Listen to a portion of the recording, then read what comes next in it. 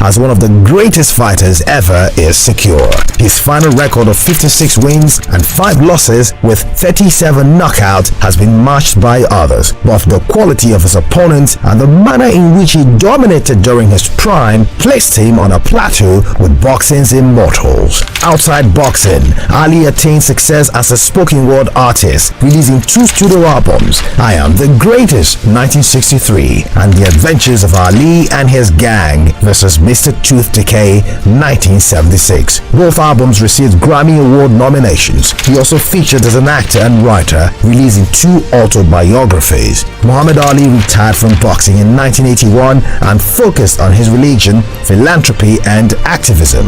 In 1984, he made public his diagnosis of Parkinson's syndrome, which some reports attributed to boxing-related injuries, though he and his specialist physicians disputed this. He remained an active public figure globally, but in his later years made fewer public appearances as his condition worsened and he was cared for by his family. Ali was chosen to light the Olympic flame at the start of the 1996 Olympic Games in Atlanta, Georgia. He died on June 3rd, 2016.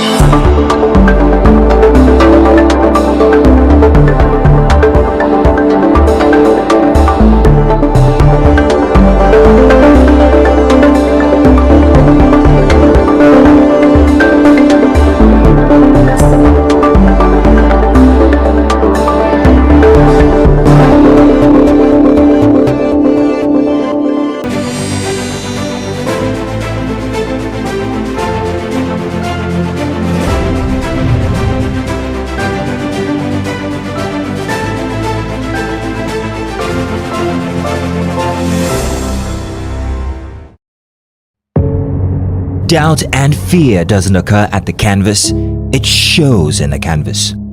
It shows the conation of raw earthen material slabbed, stroked and molded at a pace provided by the doubt and fear. Every move way in the struggle of one to the other, merging the past to the present, brushstrokes of colors seen but not known. For when the wailing stops, the pieces settle down in abject beauty, erected for a century of a century. Speaking, advocating, protesting as the arts are meant to be.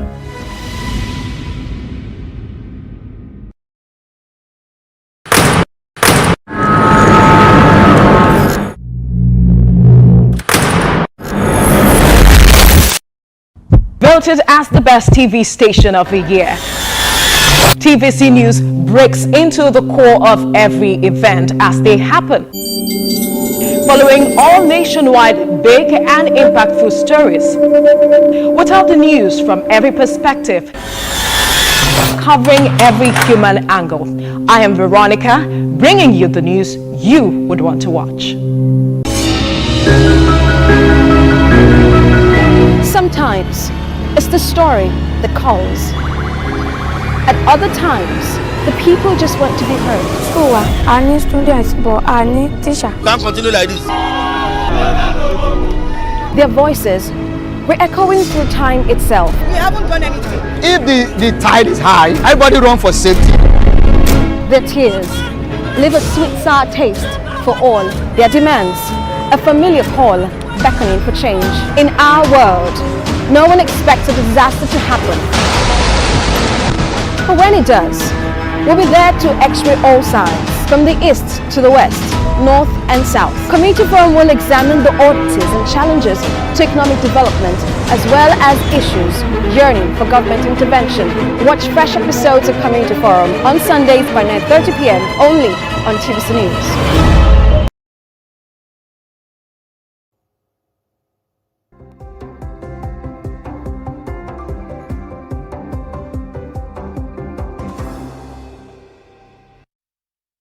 Well, good morning and thank you very much for joining us. I am Yori Folani. I'm sorry we're coming a bit behind schedule, but we're here now. So sorry about that. Now, our guest is Senator Shehu Sani, Man needs very little introduction. He's, among other things, he's a playwright, human rights activist, and a politician. Senator Sonny, a fine morning to you.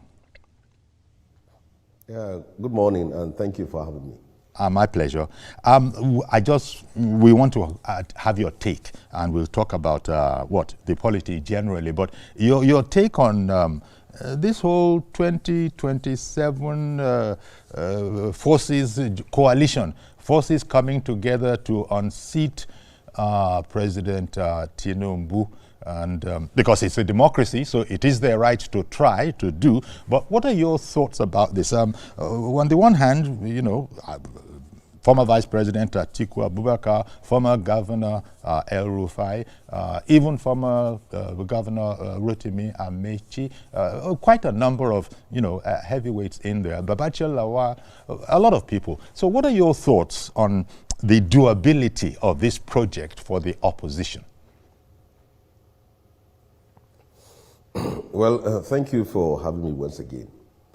Well, first of all, if we are to go by history, especially what happened in 2014, you will see that there was an alliance or coalition or merger of different political parties. And at that time, it was a section of the PDP. Then you have CPC, you have ACN, ANPP, and even part of ABGA. They all decided at that time to sacrifice their own individual political interests for the common good of Nigerians, and then they came together, and then we formed what became the APC. And that is very necessary in the history of African politics of recent. And you have seen how it worked in Botswana, and you also see how it works in Senegal, where political parties came together, formed a coalition, came up with one candidate, and then challenged the ruling party and emerged victorious. But in the present time, you can see discordant forces from different political parties. They don't have that cohesiveness, that urgency of the need for them to come together, or they face a serious problem at the end of the day. Now, the SDP came up with a statement through its chairman, if I'm right. He said they are not ready for any coalition. You just have to join their party. Now, PDP too made their own statement. They are not ready for any coalition or alliance. And they are the biggest opposition. Yes. And NMPP, headed by Konkoso, also made that statement. So you can see these are the three major political parties in the country. And if each one of them can come out openly and say he's not ready for coalition, it means they are going to the battle with a divided house. So I don't think that a divided opposition can evict the ruling APC out of power. And the problems they face are clear, that they are not ready to sacrifice their own individual political interests and ambition. If you look at it, most of those who are raising issues are disgruntled, and the angry and discontent, the marginalized. But they are also necessary in coalition. But the point is that you see, you need that spirit of sacrifice for a coalition of forces to now focus on the ruling party to evict them of power. But they don't have it. And if they go to the 2027 battle on this form, it's a clear victory for the APC and the president. So you cannot, first of all, start stabbing yourself at this very time, and at the end of the day, blame the person who won as a person that alleged that he has rigged election. What happened in 2023 was the same thing. Atiku led the PDP, and then Obi was in Labour Party, and there were problems in the PDP with the 5 governors pulling out. And they went with a divided vote, and Kwankwaso was also not part of it. So if you put the votes of Obi, Atiku, Kwankwaso, they almost doubled the votes of Aswaju, Ahmed Bola Tinubu. So it was that kind of fractionalization that led to the situation they found themselves. So if they continue on that path, the end result is very clear. So that is my little opinion on that. And additionally, thank you very much. And additionally, there are reports, maybe commentators, are sort of deducing that an additional problem is the coalition is virtually divided along regional lines. There are those among them who are saying that, okay, the objective is to unseat Tinubu democratically. If that is the case, then that slot still has to be in the South. And there are those that, of course, are pushing for Alhaji Atiku Abubakar to be a consensus candidate. How the other, I think those are the two main, my guess. Well, Obi is also in there. He was represented at the meeting of the coalition. I think those are the main, contestants in terms of seeking a presidential seat. So, how much of a problem do you think that is? The idea of, well, if we're going to do this, then it has to remain in the South. And some people within that coalition saying that Atiku's ambition will be pushed. You see, when you are coming up with a political equation like this, you have to factor so many things before you take the ultimate decision on what to do. Still going back to 2014, there was a consensus built around General Muhammadu Buhari, because that time the president of the country was a Southerner. So if at this very time here, Buhari spent 8 years in power, and then you have someone from the South that has spent 4 years in power. So a serious coalition that is conscious of the political traps and flashpoints in the country, and also is conscious of our history, will have zeroed in on the fact that let's all presidential candidates from the North, at least in this coalition, sacrifice their ambition for the common good of challenge, so that we can get a block vote from southern part of Nigeria.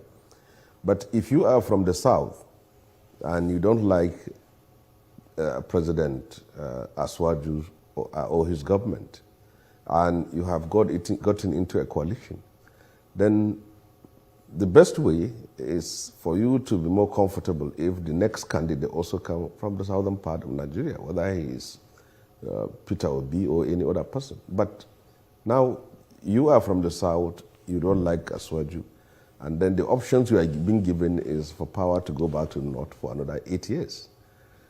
So how does that work? So at least a serious coalition will take cognizance of the sensitivity of our history and our own geopolitics, that here is a Southerner who spent 4 years in power, and that it is morally right to have another Southerner to challenge him, so that there will be a block vote from the South. But here we are. The options that seems to be tabled before them is that the person who can remove him out of power should come from northern part of Nigeria.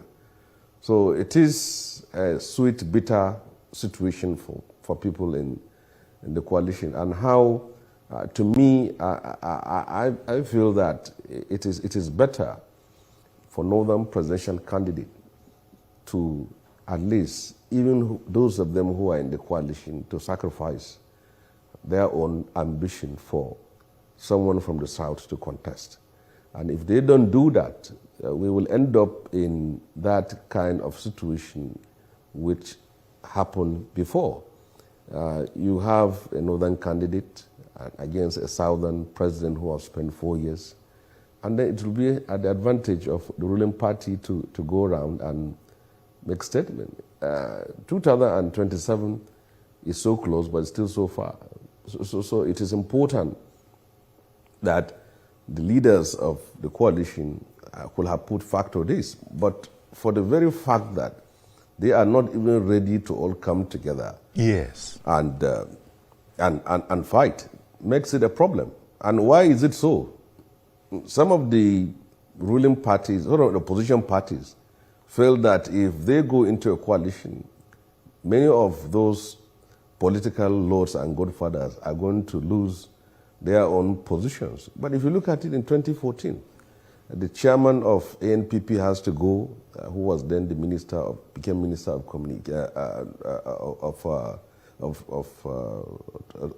that is Abonda Onu, and then the chairman of PDP has to go, the chairman of ABGA has to go. They all agreed that they're going to have one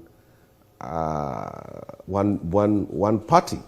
But in this situation, if you read the lines of the interviews granted by leaders of the opposition, it seems that if you want to contest, simply join our party and contest election. And if that is the situation, it's going to be very difficult for the opposition to. Democracy allows coalition, it allows alliance, it allows a sort of kind of merger. And in Africa, if you look at how strong a ruling party is, like the one we have in Senegal, the president of Macky Sall has to be challenged by the President Abdullah, because the party in power now has to reach out to as many movements, groups, individuals, political parties come together, and then they were able to achieve their goal. But there is that kind of arrogance that join us or we are not going to go along with you. For Atiku Abubakar, I think he is in one of his most complex period in his own political history, because the options are before him. He remains in a PDP where you have forces that are most evidently stronger than him in control of that party. And then, he leaves the party that has about 9 to 8 governors, which is the PDP, and go to a party that has 2 or 3 senators. And then he starts afresh. So for me, I think the coalition, if they want to make things easier for people that need an alternative, individual ambition need to be sacrificed. And I don't see the situation where Konkoso will come into an alliance with the SDP or Labour Party or any of these parties. So the major opposition party, the SDP,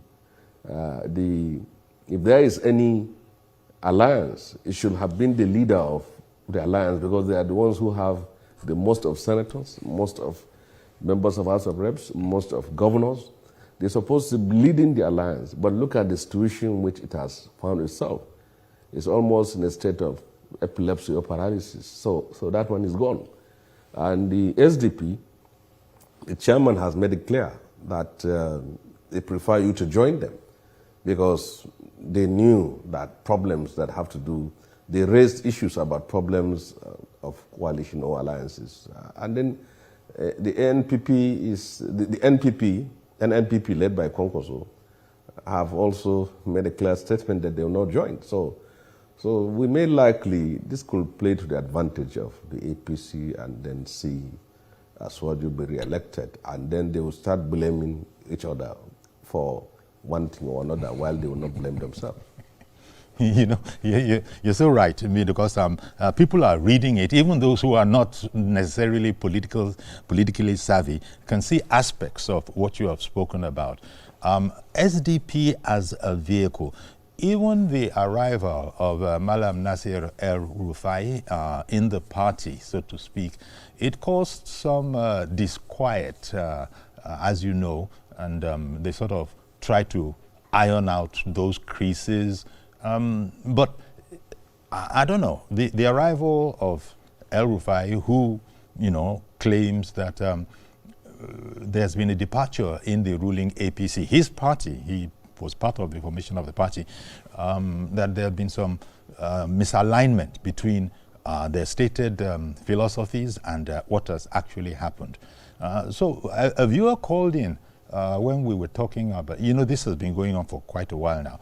A viewer called in and said that as far as she can see, there's no other way to call it. This is really all about hatred for the incumbent, maybe political hatred. I don't think every one of them hopefully is mature enough to not be wallowing in those kind of personal foibles. But political hatred is what is thought by some to have brought about this situation. Even desperation. And choosing the SDP, did they think that they were doing the SDP any favors by saying, we're all going to come under your umbrella and it'll be a coalition and we'll unseat the ruling party? Well, you see, I will talk in two stages. The first stage is that if you join a political party and you are a force to be reckoned with, you naturally have to see thousands of people or millions of people behind you to add value to that political party. And when Kwankwaso pull out of the PDP or APC, you see millions of people and big-time politicians moving along with him. And when we pulled out of the PDP in Kaduna, you can just Google and see what happened, search and see. You see, we came in with senators, with members, House of Reps, and thousands of people were all there. But if someone joins the SDP, and then each time he conducts interview, they ask him, "You're here?" He said, "Yes." "Where are others?" He said, "They are soon coming, they are soon coming." And then secondly, the same person you will see granting interview and say, "Come and join, come and join." So it appears that he's simply lonely in that place. And what happens to him is the law of karma. When you are in power, you should always remember that a day will come when you will be out of power. And they said the evil that men do lives after them. All the persecution, all the abuse of power, all the unlawful use of power and brigandage that comes with it, you will pay the price out of it. Because of him, there are people who are skeptical about joining that political party. It's a fact. You may pick him for being vocal and for being a latter-day critic or opponent of Aswaju, but you will have a look at his own track record. If he comes from a state like our own Kaduna, what was his last track record? As a governor of our state, who was an APC governor, by the time he left office, and his own presidential candidate, which was Aswaju, couldn't win Kaduna State. That is one. Secondly, the ruling party lost about 3 senatorial seats to the PDP. And out of 14 House of Representative seats, PDP won 9. And even in the governorship election, with the candidate, which is my friend and brother Omar, that he claimed to have provided for people in Kaduna, the difference was 11,000. So you can see that was the record he came with into a party. And then you look at his own track record. Will the people from southern Kaduna, Plateau, Benue, and other places join the SDP when they see a personality like that? And with the people of northern Kaduna, who have suffered a lot, with thousands of workers retrenched, thousands of teachers sent aside, and many homes demolished, will they join the SDP when such a personality is there? These are all questions you need to, but it's okay. But my own issue is that if he is an asset, you will have seen big names, and thousands of people all joining along with him. But he's still there, saying that they are soon coming. Oh, please come and join. This is a situation in which the party has found himself. But SDP is a good party.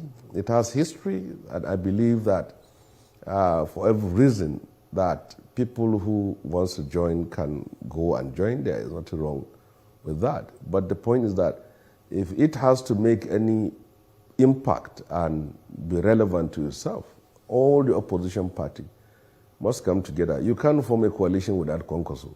You can't form a coalition without the PDP. You can't form a coalition without parties that have 1 or 2 senators there. But the situation which they are in today is that they want to fight a ruling party, but they want to go with a divided house. And how, when you are fighting a ruling party, you're up against the controller of levers of power. You are up against resources in billions of naira. You are up against security forces. You are up against the might of the incumbency. And how will you be able to do that? Look at what our politics is all about today. A good man, a morally sound person, a simple man who wants to venture into politics, the first thing they will tell you, they are not interested about your ideas, what you want to do for the masses, how you want to achieve it. The first thing they will ask you, do you have money? And this is not just money to buy form. It's money to win primary elections, money to share to the people who are going to vote, money to do so many things. Then if you don't come together as a coalition, how will you be able to achieve that? Look at the electorates today. People are collecting rice, people are collecting maggi, people are collecting money, people are buying votes for elections. So if you don't come together, how will you be able to achieve that? There is an adage in Hausa which says, Sarkin yawa, yafu sarkin karfi. It is when you come together in bulk that you'll be able to fight and then eject the ruling party. But in a divided house, they're just wasting their time.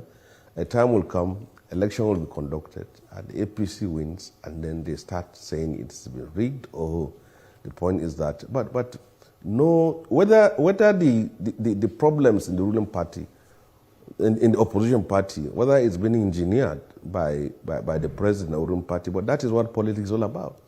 You have to sow crisis in the camp of your enemy. You have to be interested in what your political foe is doing.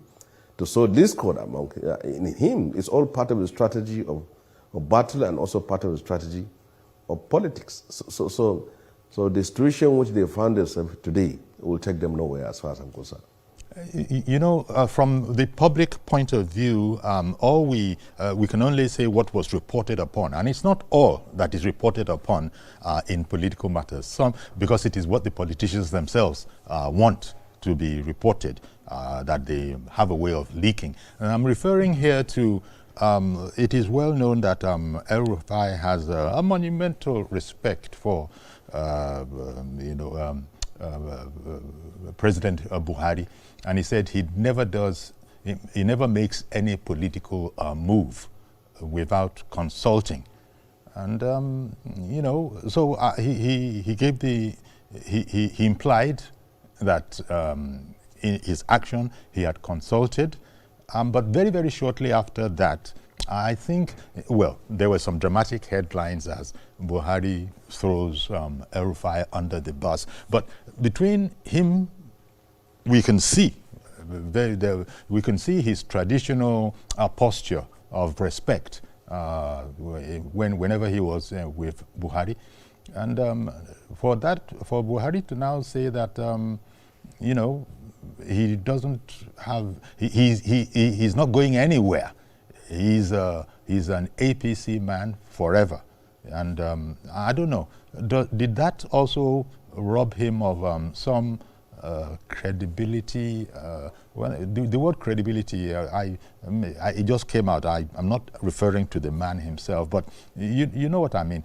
The whole seriousness of his move, trying to use Buhari in terms of, at least I consulted, and Buhari coming back and saying that he's not going anywhere. So if he's not going anywhere, he would have dissuaded, I imagine, anybody who came to him with the idea of I'm moving out, it would be to the detriment of President Buhari's party. Does that count for much? Does that count for anything?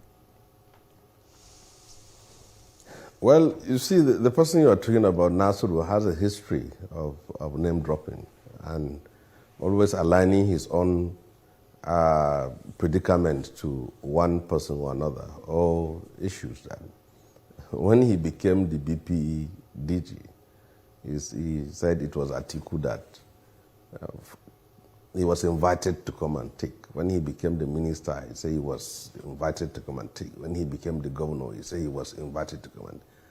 And now, even his failed ministerial bid, he said he was invited. He was always invited. He never said.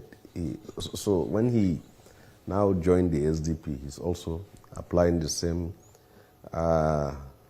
sentiment and logic which he always uses. So I don't take that very seriously. But I don't think that Buhari will have asked any person to join any party other than the APC, knowing that this was the party that made him what he was, and also the party that made him to realize his ambition, and the party that he helped to form, to leave it and then join an SDP that has a root under Babangida's transition program, knowing the history of Buhari and Babangida. I don't think that Buhari will ever do such a thing. But you can see that there was a statement issued, which was, I think, signed by Garba Shehu, the media aide of Buhari. And though they respectfully try to avoid name calling, but they have made a point very clear that they are not in consonance, they are not in sync, they are not in tandem with what the former governor of Kaduna State said. So he's just making it up.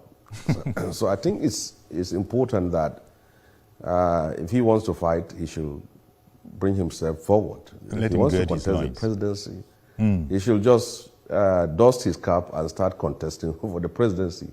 Stop hiding under Atiku or Buhari or anybody. You want to be president, say you want to be president. Come and contest election and then see how far you are going to go. But the point is very clear for us as a country that Nigeria is a democracy, but it's a fragile democracy. Yeah. Whatever we're going to do, we must protect and preserve the sanctity of Nigeria. The Southern is in power for 4 years. So the coalition should consider that, because they too should know that political choices have consequences. If the power now shifts to the northern part of Nigeria, what will become of many of these issues?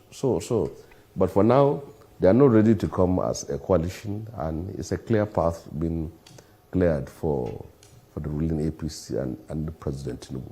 Indeed. Okay then, Senator Sonny, we'll take a quick break now. Do please stay with us. We'll be right back, and we'll see if we can include the calls of some of our viewers. Stay with us, please.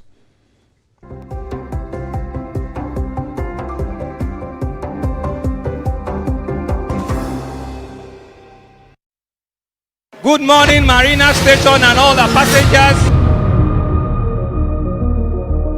Efficient, it's comfortable.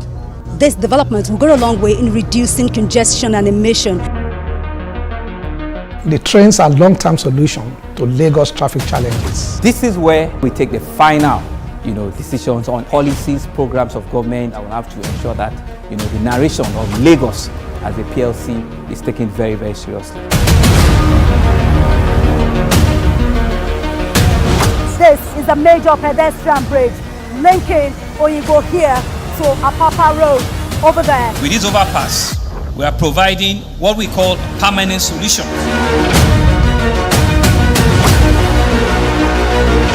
This place is one of the most dangerous areas at the biosecurity environment. This can go into the news and every crimes of your neighborhood. Our goal is to remain as Africa's model megacity, to move our GDP from the 5-6 position to the 3rd position, and we believe it's achievable with all the commitments we have. Explore the city of Lagos, where dreams are made and possibilities are endless.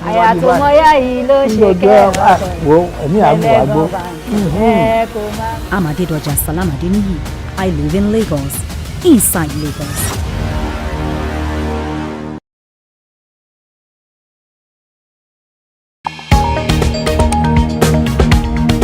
The Inspector General of Police has met with senior officers to review the state of security.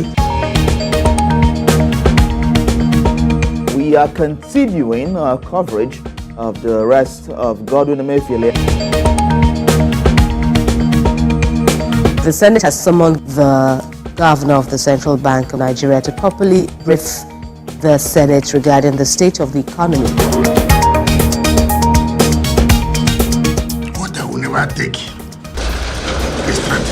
Let's now bring you more development from Ibadan, the Yaa State capital, where an explosion has taken place. Tell us about this incident. TVC News. First with breaking news.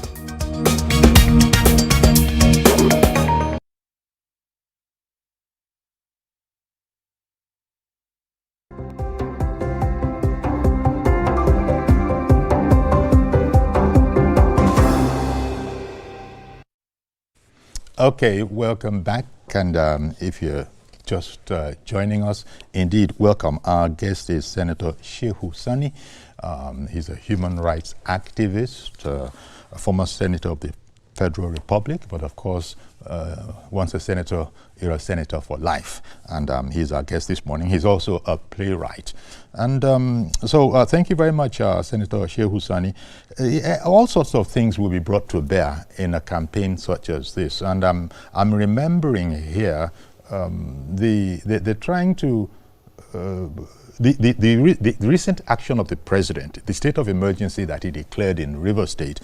Of course, there's been so much talk, hullabaloo. It's almost equally divided as to what needed to be done was what was done, but then there's a pushback from, people in the coalition, especially Alhaji Atiku Abubakar, who has said that it's undemocratic, and he even tried to incite the National Assembly against approving it, but that failed, as we all know. I don't know. Everything is in war. All is fair in love and in war, as they say. Or what is it? Well, it's important we go through the history of state of emergency in Nigeria briefly. The first state of emergency that was imposed in this country was done by Tafawa Balewa, who happens to be a northerner. The crisis in the western region between Akintola and I think Alhaji Dauda or something like that. And which led to a state of emergency being imposed, and then Tafawa Balewa brought in his own personal physician, Dr. Maje Kundumi, to serve as an administrator for a period of time. So that was the beginning. Fast forward to Obasanjo administration. Obasanjo did the same by removing Dari over the religious killings in Plateau State. And let's go back to the public opinion at that very time. Many northerners, particularly Muslims, were in support of Obasanjo for taking that action. And Christians, all over, and southerners from part of the country were in support of Dari over the state of emergency declaration plan. And then the House of Assembly problems that happened in Ekiti, which led to removal of 5C and the imposition of state of emergency. And in both cases, administrators were all imposed. So, to me, in the case of River State, though I'm not from River State, so my views may not be of much importance. But I would say that if there could have been a better way, is to allow Fubara and the State Assembly to remain in office as democratic structures and to address the problem. But time and again, there have been intervention by the president to resolve the conflict. It failed. There was intervention by South-South leaders led by Ike Clark. It failed. There was intervention by state governors, intervention by religious leaders. All failed. Resolving the problems of River State has defied a legal judicial solution, because with all the pronouncement by the courts and the Supreme Court has not brought peace. It also defied political solution, because all the peaceful negotiation that were all made also couldn't produce result. It also defied even spiritual solutions, because there are a lot of prayer for solving the problems of rivers. They failed. So now, what will have been, what it should have been is that the president should have, ideally, allow the democratic structures to resolve. Governor Buhari Musa, and I think since that very time, the history of impeachment began. So to us as Nigerians, Rivers is too sensitive, too important for us to allow it simply to go into crisis. My own suggestion should be, I must be very frank with you, the public opinion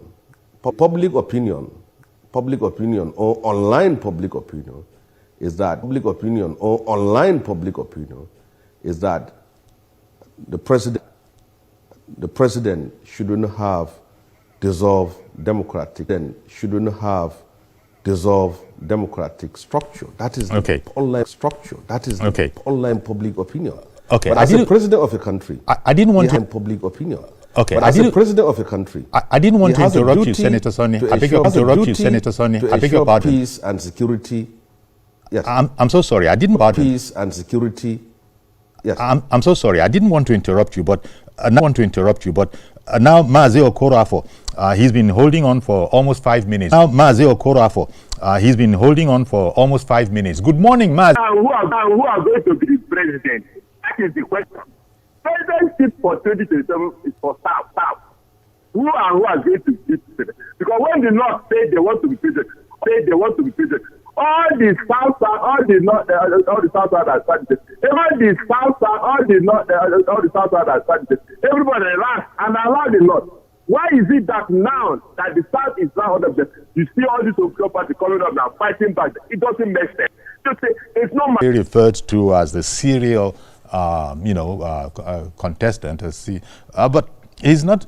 Many people think he's not going to give up that ambition, and so to do the thing that is expected, the way you have explained it, which is Atiku, get behind whoever is campaigning for a southern replacement. That is, people should not hold their breath if they want that to happen. That's not. And you just explained how you can't see a situation where Kwankwaso will be in any kind of a scenario like this. It's just not. You see somebody on your street, you say this guy is intelligent. You want to on your street. You say this guy is intelligent. You want to help him to go to America. People in the street say, no, don't help him. Help him to go to America. People in the street say, no, don't help him. You sister, you help me to go to America. In case of America, the first person you want to invite America. In case of America, the first person you want to invite, those people they say, don't send him. The enemy of that's exactly it. So we have to work out to send him. The enemy of that's exactly it. So we have to work out to bring this man. Okay. So emergency in River State. Senator, did you have anything emergency in River State? Senator, did you have anything else to add? Yeah, the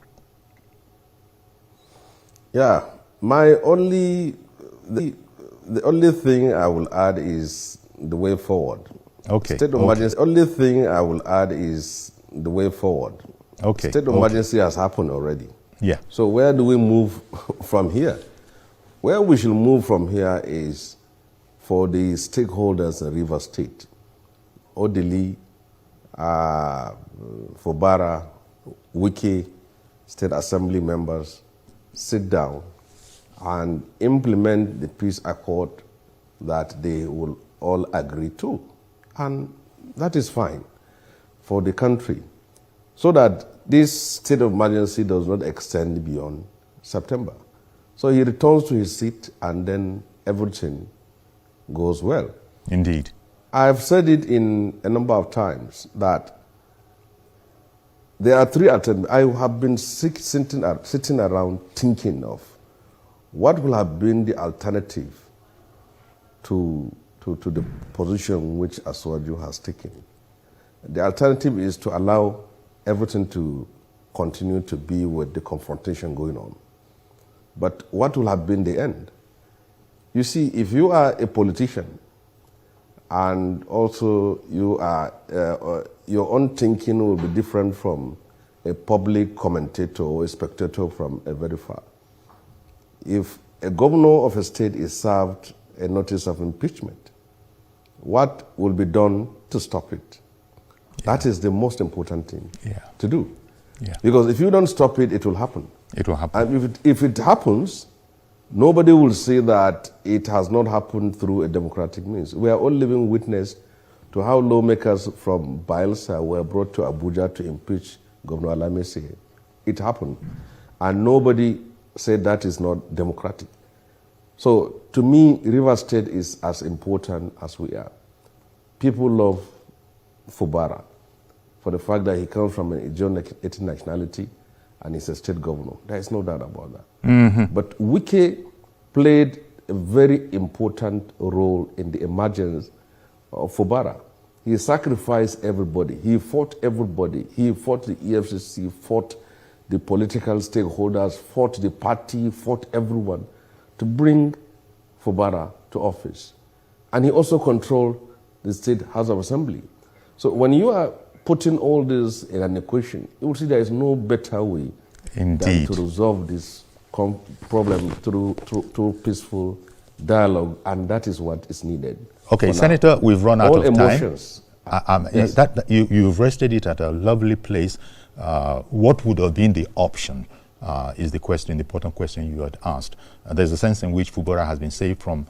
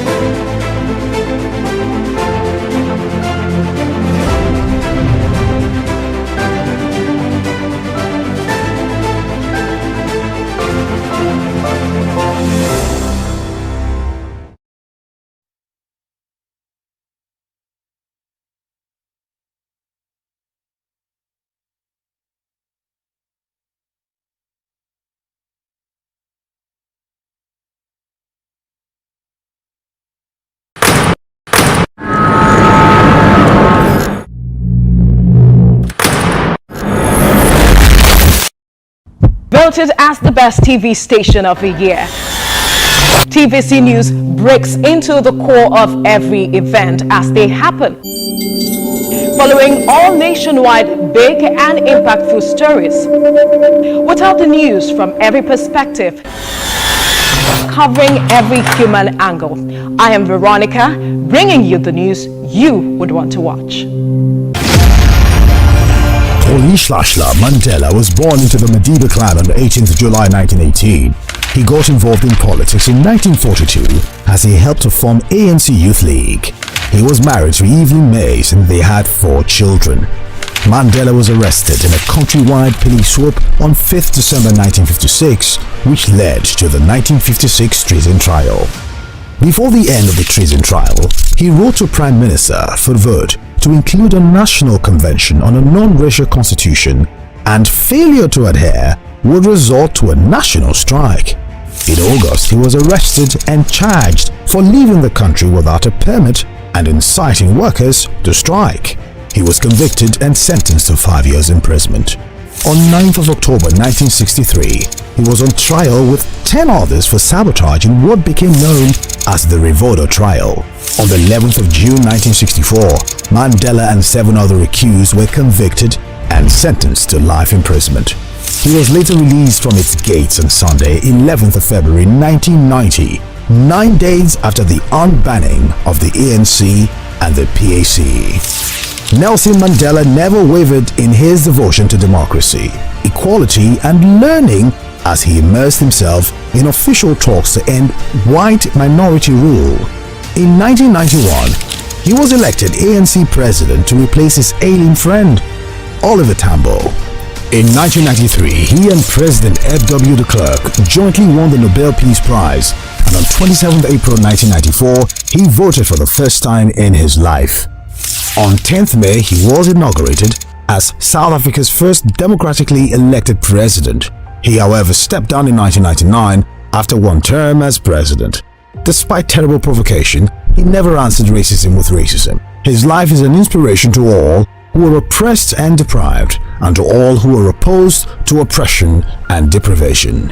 He died at his home in Johannesburg on 5th December 2013.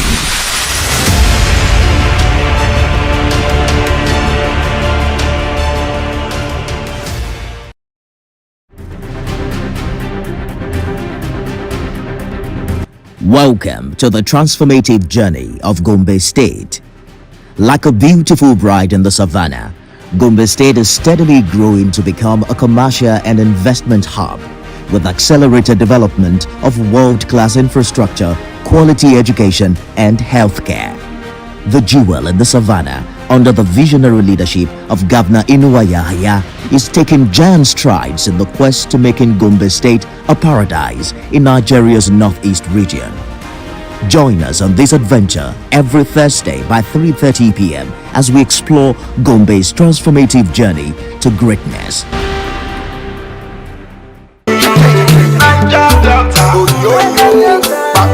Nigeria's Niger Delta region, where the black gold continues to flow and fuel.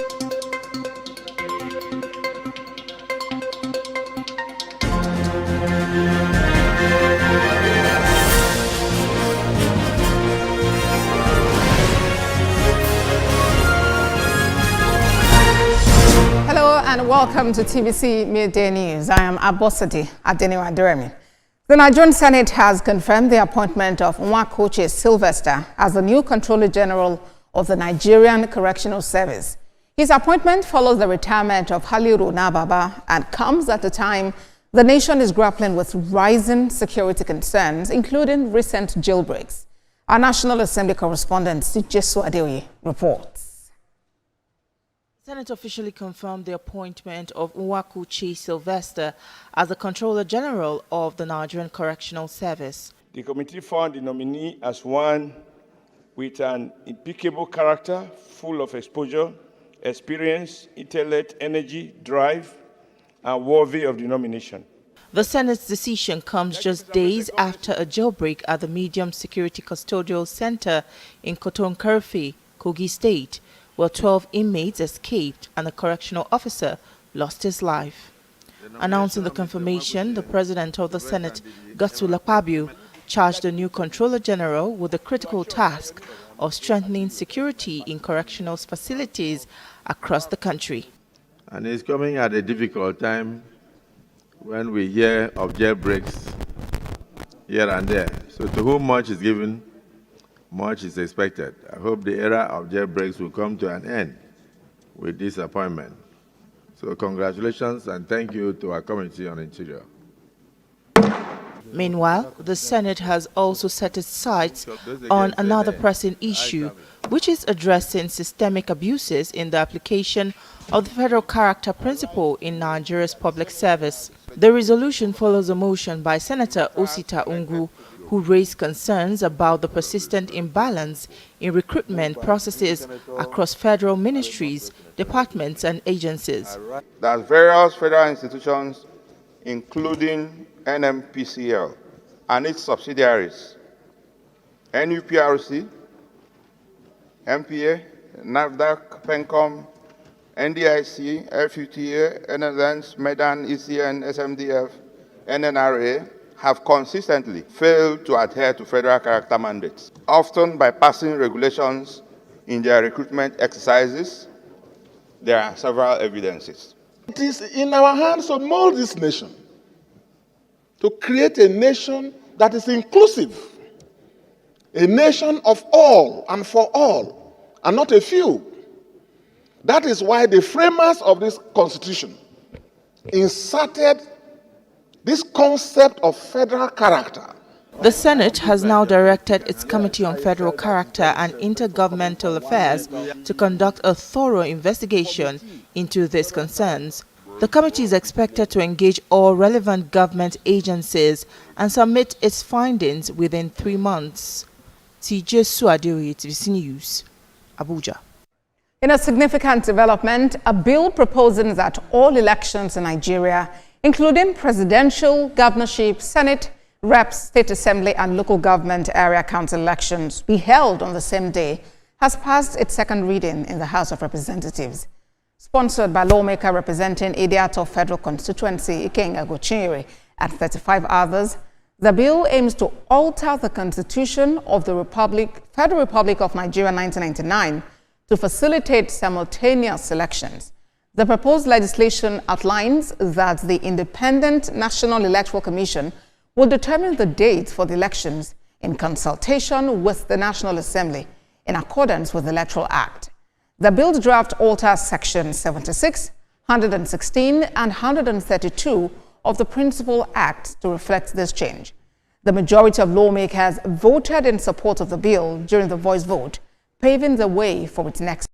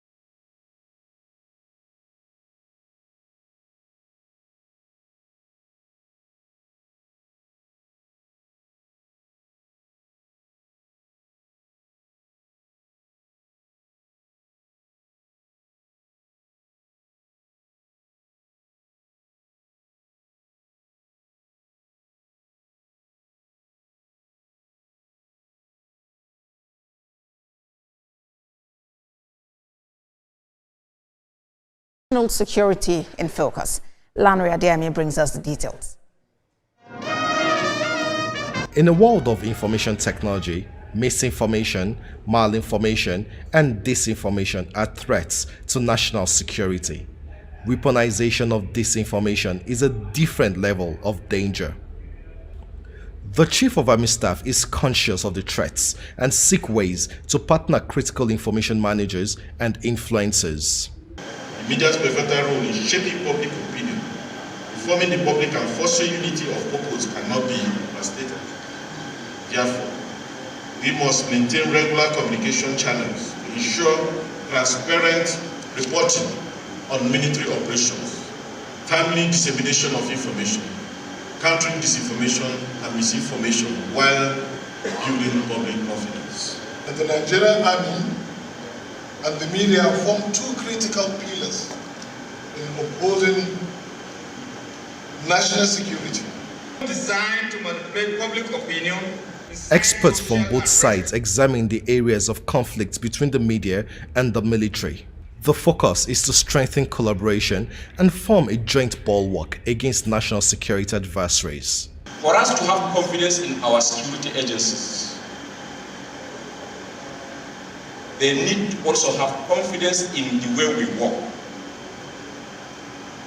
We are here because they are there because we are here. No business if Nigeria does not exist. And the army has no business if Nigeria does not exist. So can we get an understanding that the existence of Nigeria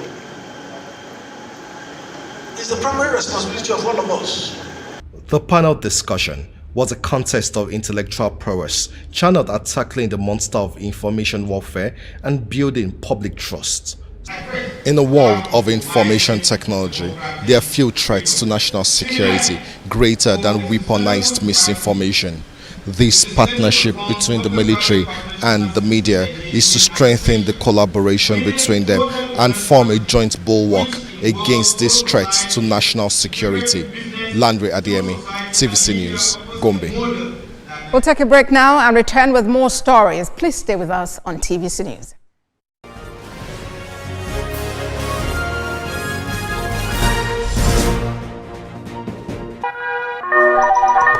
Hello, TVC Communications. How can I help? What makes TVC the right choice for my business? Excellent question, sir. Let me share some exciting facts with you. Start your day on TVC Entertainment with Wake Up Nigeria, a family and lifestyle show. Your view empowers women globally. It's your view, let it count. Entertainment Splash delivers the hottest celebrity trends. On TVC News, we keep you informed with breaking news and in-depth analysis of events shaping the world. I will continue to speak the truth.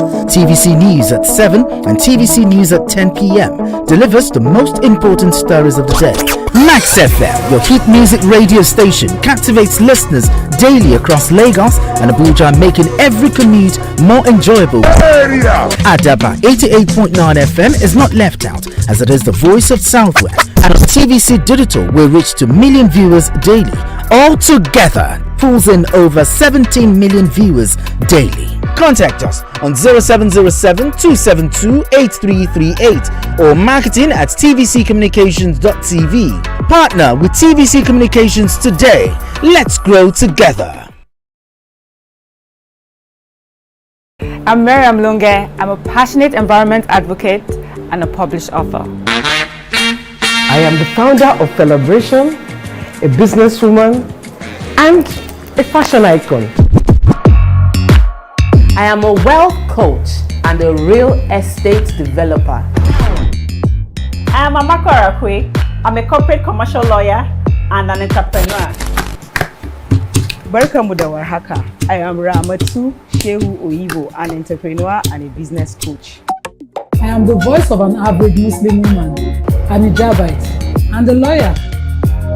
I am a polymath and a serial entrepreneur. I am Murayo Afolabi Brand, Managing Director, TVC Entertainment. I'm a media consultant, producer, and broadcaster. The ladies of Your View are made of women from different professions, tribes, cultures, and religion. Join us every Monday to Friday as we share our views on topical and social issues.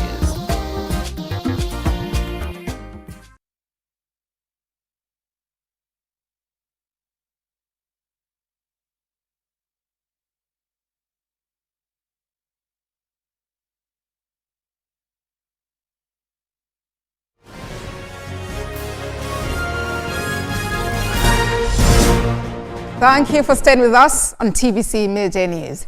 The Center for Digital Humanities at the University of Lagos has launched its first ever Lagos Spring School in digital entrepreneurship and digital cultures.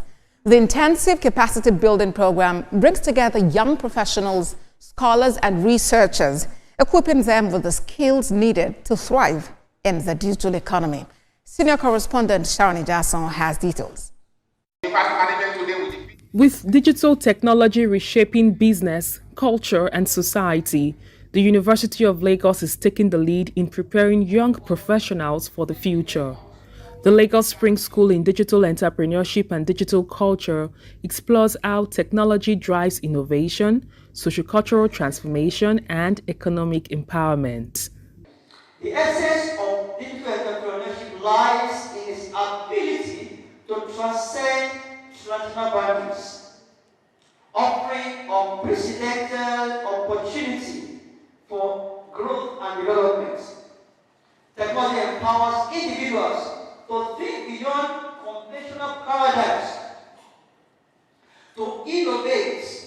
It provides a unique platform for our university to create another intellectually stimulating environment for participants to acquire the much needed experience in the intricacies of digital entrepreneurship and digital cultures, to explore emerging trends and to cultivate the critical thinking and problem-solving skills that are essential for success in the 21st century job market and research ecosystem. The keynote speaker emphasized that digital skills can boost Nigerians' GDP, urging young people to become job creators rather than job seekers. We must take digital humanities very seriously, because it's going to help us to create our own jobs. It's going to help us to triple our economy. Our economy is shrinking because everything is imported. What is important today is what can you do with what you know. What you like is giving today is knowledge and other universities. But knowledge has become commoditized. Experts also underscored the role of technology in fostering creativity, building connections, and creating economic opportunities, not just for students and the university, but for the entire nation. They linked the initiative to the university's future-ready agenda, championed by the Vice-Chancellor. Sharon Jason, TVC News. To play in curbing the spate of violence against women and girls in the country. But this was revealed at the Shared Learning Forum for Men to promote positive masculinity and gender justice in the society. Kemi Foladiamo has more.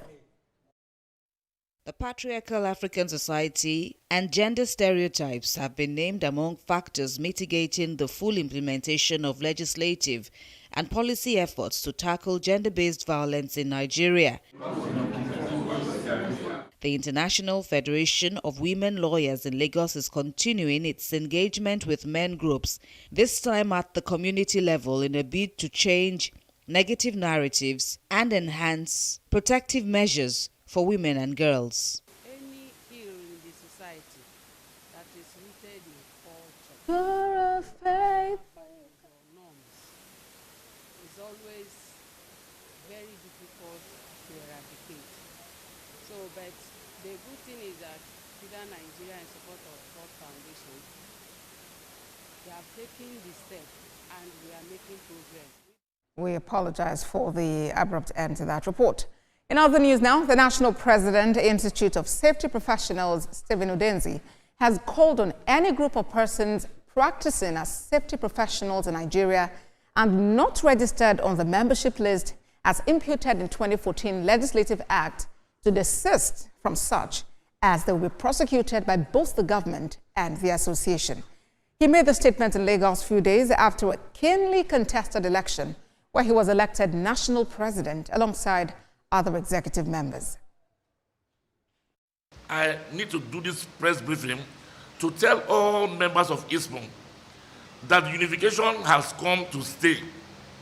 Our branches where we had factions also, we will try and visit those branches and try to make amends and blend these branches so that they can become one ISPON, one formidable unified ISPON. With the ISPON Act that we have, that says that we should collaborate with government agencies and institutions of higher learning to promote, propagate, and create standards for safety in this country.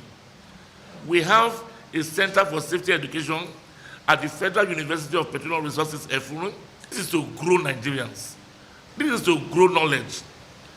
And this governing body, in our wisdom, we have raised a committee where we will now set standards and have ways with which people can practice safety in this country and do it correctly. Away from that, the synergy between President Bola Tinubu and Governor Sheriff Oborevwori of Delta State is poised to bring numerous benefits to the people of the oil-rich Delta State.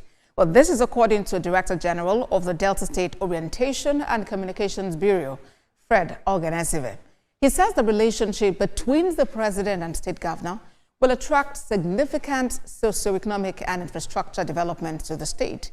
He attributed Governor Oborevwori's rise to national prominence to his deliberate efforts to build bridges across party lines, foster development, and advance the interests of Delta State through his leadership style, which is marked by respect for authority, humility, and intergovernmental diplomacy. The Communication Bureau DG further stressed that the visit of First Lady Senator Oluremi Tinubu to Delta State will further strengthen federal presence in the state.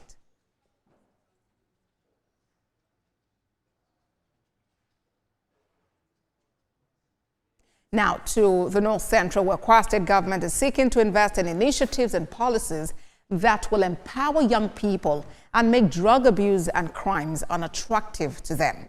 But this is just as a repentant drug addict is asking government and enforcement agencies to beam their searchlight on big pharmacy stores and hotels to cut the supply chain. Ibrahim Alige tells us more. For many years, 35-year-old Omar Hussein was engaged in the use and supply of illicit drugs before repenting. He claims that socio-economic factors pushed him into it. He believes illicit drug use can be reduced to the barest minimum if the government focuses on big hotels where drug users harbor. And some pharmacies, the big pharmacies that you people give, permission to sell drugs. Most of them, they are seeing the problem of the neighborhood. Most of them are seeing the problem of the neighborhood. And our big hotels, there are people that are, this senator is lodging here, this governor is lodging here. That is the root of most of them. That is the place they hide themselves and take the drugs. It is for the likes of Omar and other youths that the Kwara State government organized this second edition of the Stakeholder Summit on Drug Abuse, Prevention and Control in Ilorin. Tackling drug abuse requires a sustained, united effort from all sectors: the government, civil society, security agencies, religious institutions, parents, traditional institutions, and young people themselves. We are all here this morning. Professor Baba Awuye is the managing director of the Federal Neuropsychiatric Hospital, Buduegba, Kwara State. He paints a picture of the havoc synthetic drug abuse does to users and suggests possible ways out. We need to do more as family, as organizations, as government, as hospitals, as community, to control the influx of hard drugs in our society. As family, I said, because if you are a father, you know what your child is doing.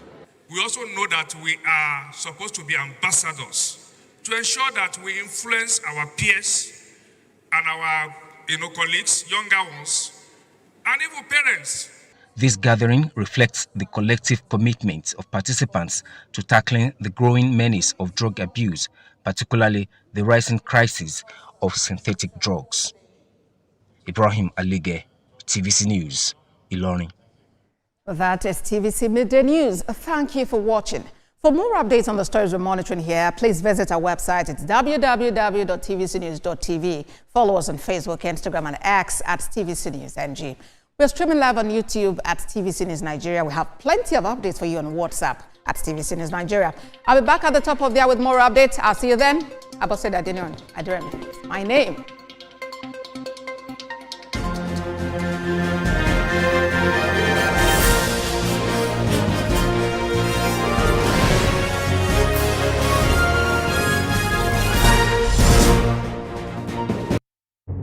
Doubt and fear doesn't occur at the canvas, it shows in the canvas. It shows the conation of raw earthen material slabbed, stroked and molded at a pace provided by the doubt and fear. Every move way in the struggle of one to the other, merging the past to the present, brushstrokes of colors seen but not known. For when the wailing stops, the pieces settle down in abject beauty erected for a century of a century. Speaking, advocating, protesting as the arts are meant to be.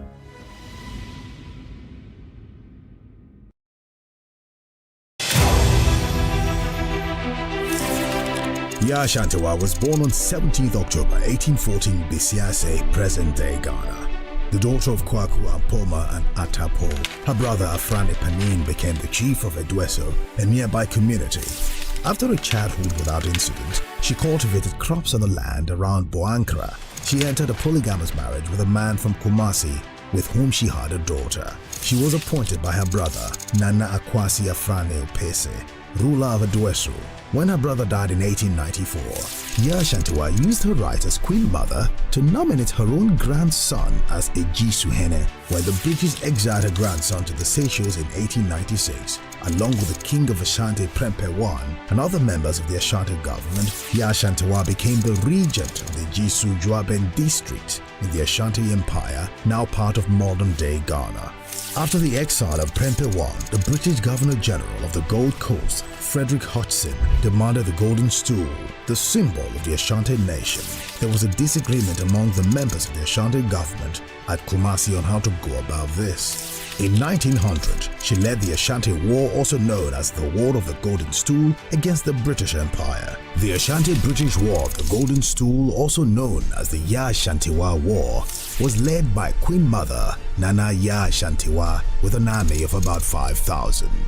During the fighting, Queen Yaa Asantewaa and 15 other closest advisors were captured, and they too were sent into exile to the Seychelles. Her dream for an Ashanti independence from colonial rule was realized on 6 March 1957, when the Ashanti Protectorate gained independence as part of Ghana.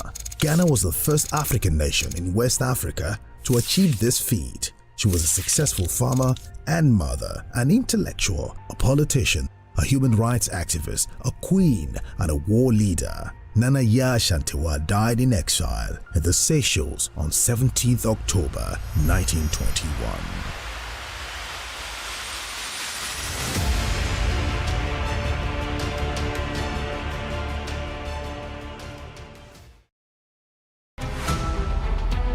Every major news story is with many perspectives and layered with different levels of impact. Hello. What time did this happen? We will be right there.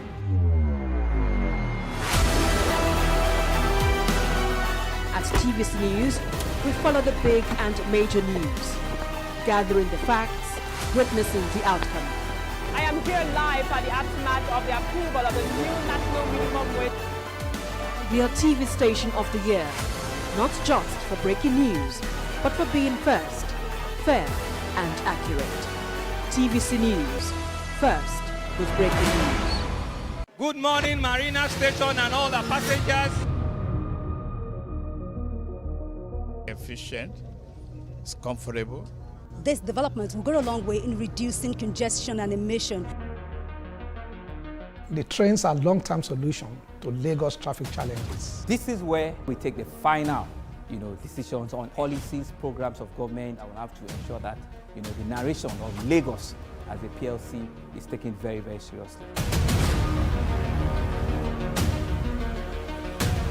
This is a major pedestrian bridge linking Oyinbo here to Apapa Road over there. With this overpass, we are providing what we call a permanent solution.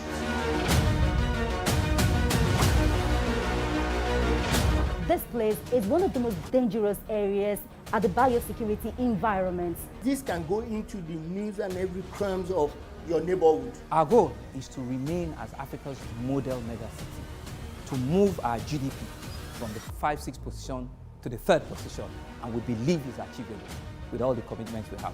Explore the city of Lagos, where dreams are made and possibilities are endless.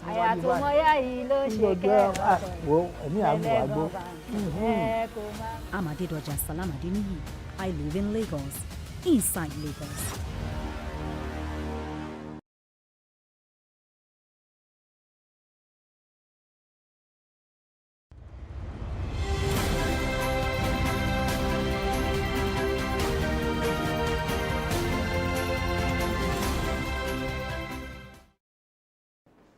Marketing Edge on TV is a leading initiative in the business of brand management and in the management of brand business.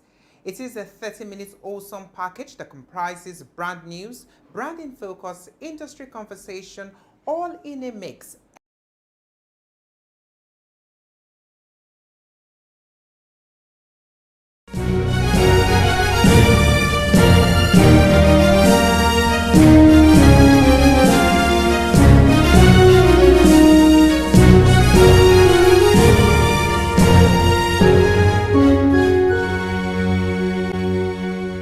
Hello and welcome to Labour Lens. I am Sharon Ijason. It's the Women's Month in the month of March, and we'll be focusing on women in the trade union sector across Africa. We also have news stories for you. We will be right back.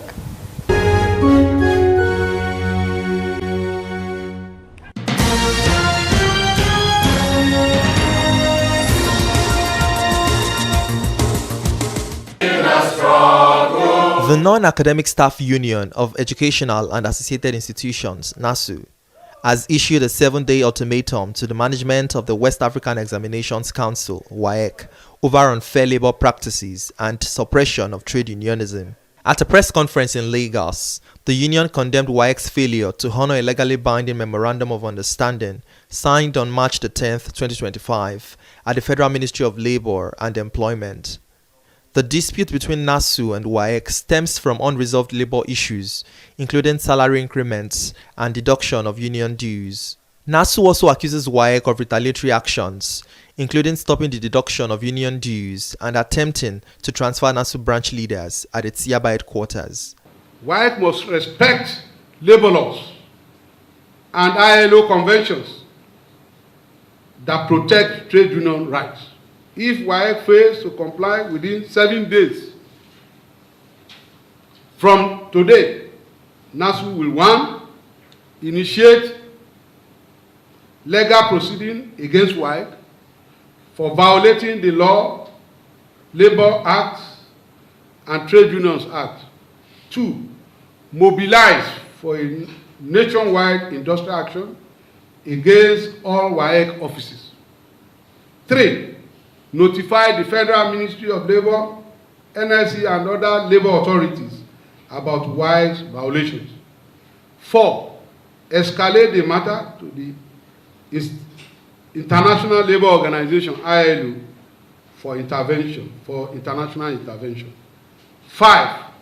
Direct all members of NASU in WAEC headquarters, Yaba, and all WAEC offices nationwide to commence a comprehensive and total strike action with effect from Monday, 24th March 2025.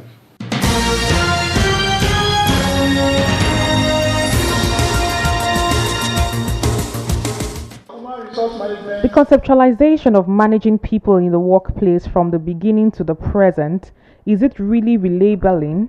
This was a central theme of Professor Francis Anyim's inaugural lecture. Professor Anyim highlighted how economic shift, government policies, and employer-employee relations have shaped today's workforce. The change or shift from one concept to the other arose in the context of global competition, knowledge-based firms, and pursuit for competitive advantage. He emphasized that while industrial relations traditionally focused on collective bargaining and labor rights, Modern employment relations now prioritize individual career growth, workplace engagement, and strategic HR management. Madam Vice Chancellor, with significant differences in public and private sector collective bargaining, there is a pressing need to restructure the bargaining framework in the public sector with focus on decentralization and removing the doctrine of sovereignty to foster healthy and smooth bilateral relationships. The Vice Chancellor of the University of Lagos, who hosted the inaugural lecture, spoke on the evolving dynamics of the world of work. Employers, associations, and other key stakeholders, and also examined the shift from industrial relations to human resource management.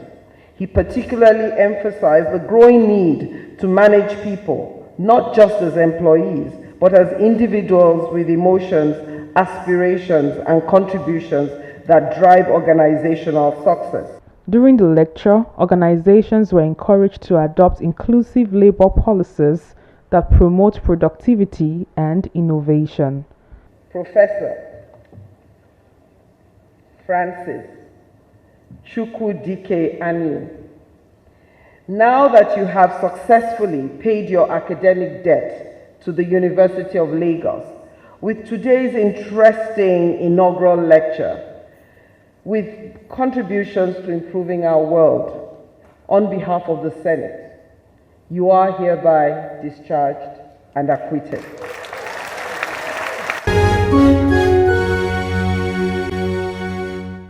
In March 2023, the World Bank released a report that pegged the female labor force at 48%. In trade unionism at the national level, labor centers usually have a general secretary and national president at the helm of affairs. At the state level, labor centers have chairpersons as heads. The Trade Union Congress of Nigeria (TUC) does not have any female chairperson across the country, but has a few state secretaries. Currently, only the Labour State chapter of the Nigerian Labour Congress (NLC) has a woman as a chairperson, while 36 others are male. We have to accelerate the action, the Beijing action of several years back. We are still lagging behind. We have to accelerate action to ensure the inclusion of women in activities, in politics, in governance, in labor, in everything. And we also have to accelerate action for gender equality, because we still see gender inequality, most especially in this part of the world, where we see patriarchal and patrimony in this kind of our society, where men have total or absolute power even more than women. So in Nigeria, the participation of women in leadership position in labor is very, very low, due to the reasons that men have always taken the front seat of labor activities in Nigeria. Let us allow more women, participation of women. They should not relegate the women to only the women committee. They should allow the women into the mainstream and the center of labor. Women can actually contribute if they are given the chance and the opportunity. Women are well endowed, they are knowledgeable, they are also what? They also fight to ensure that justice is served for the workers. Affiliate trade unions in Nigeria also lack adequate women representation. I met with Nike Joseph, the Deputy President of the Association of Senior Staff of Banks, Insurance and Financial Institutions as BFI. She shared a perspective on the issue of women representation in labor activism. I would say that women bring special perspective to issues. We are great communicators, we are problem solvers. So I want to encourage fellow women like me to speak up. This is an opportunity for us to come out, to speak up, to be well represented. We should take up leadership positions so that when decisions, especially about us, are taken, we are not left in the background. It is very, very important for us to be there when decisions about our work life is being taken. When decisions that pertain to women and children is being taken. We are the best. We are the ones that are concerned most. We know this thing. We feel it much. So we are supposed to be well represented in our union. So I want to encourage women to take up leadership positions in various unions. The International Labour Organization ILO conducted research and provided information on gender equality and trade union action. The organization stressed the need for promotion of women to leadership positions in trade unions, non-discrimination, and equal pay for equal work of equal value, work-life balance, as well as end to violence and harassment against women in the world of work. The General Secretary of the NLC, Emmanuel Uboja, spoke on the administrative structure of labor centers. The trade union movement has also consciously tried to cultivate and bring forth the role of women, the inevitability and the desirability of women in the leadership roles in trade unions. On the profile interview segment this week, I'll be speaking with the General Secretary of the Amalgamated Union of Kenyan Metal Workers, Rose Amamo. She tells me some of the challenges women face in the world of work and provides some strategic solutions towards ensuring women participation in leadership positions in the unions across Africa. Take a listen. It's good to have you on the program. Very quickly, we know that the month of March is the month set aside to celebrate women across the globe. You're one of the leading women in the world of work. Can you tell us what has been the experience leading both genders in the workspace? And thank you for having me on board. I truly appreciate the opportunity to talk to me during this very important month for women. This is the month that we celebrate so many women, given that it is the International Women's Month. And so it's a time that we really, as women, are coming together to celebrate our fellow women.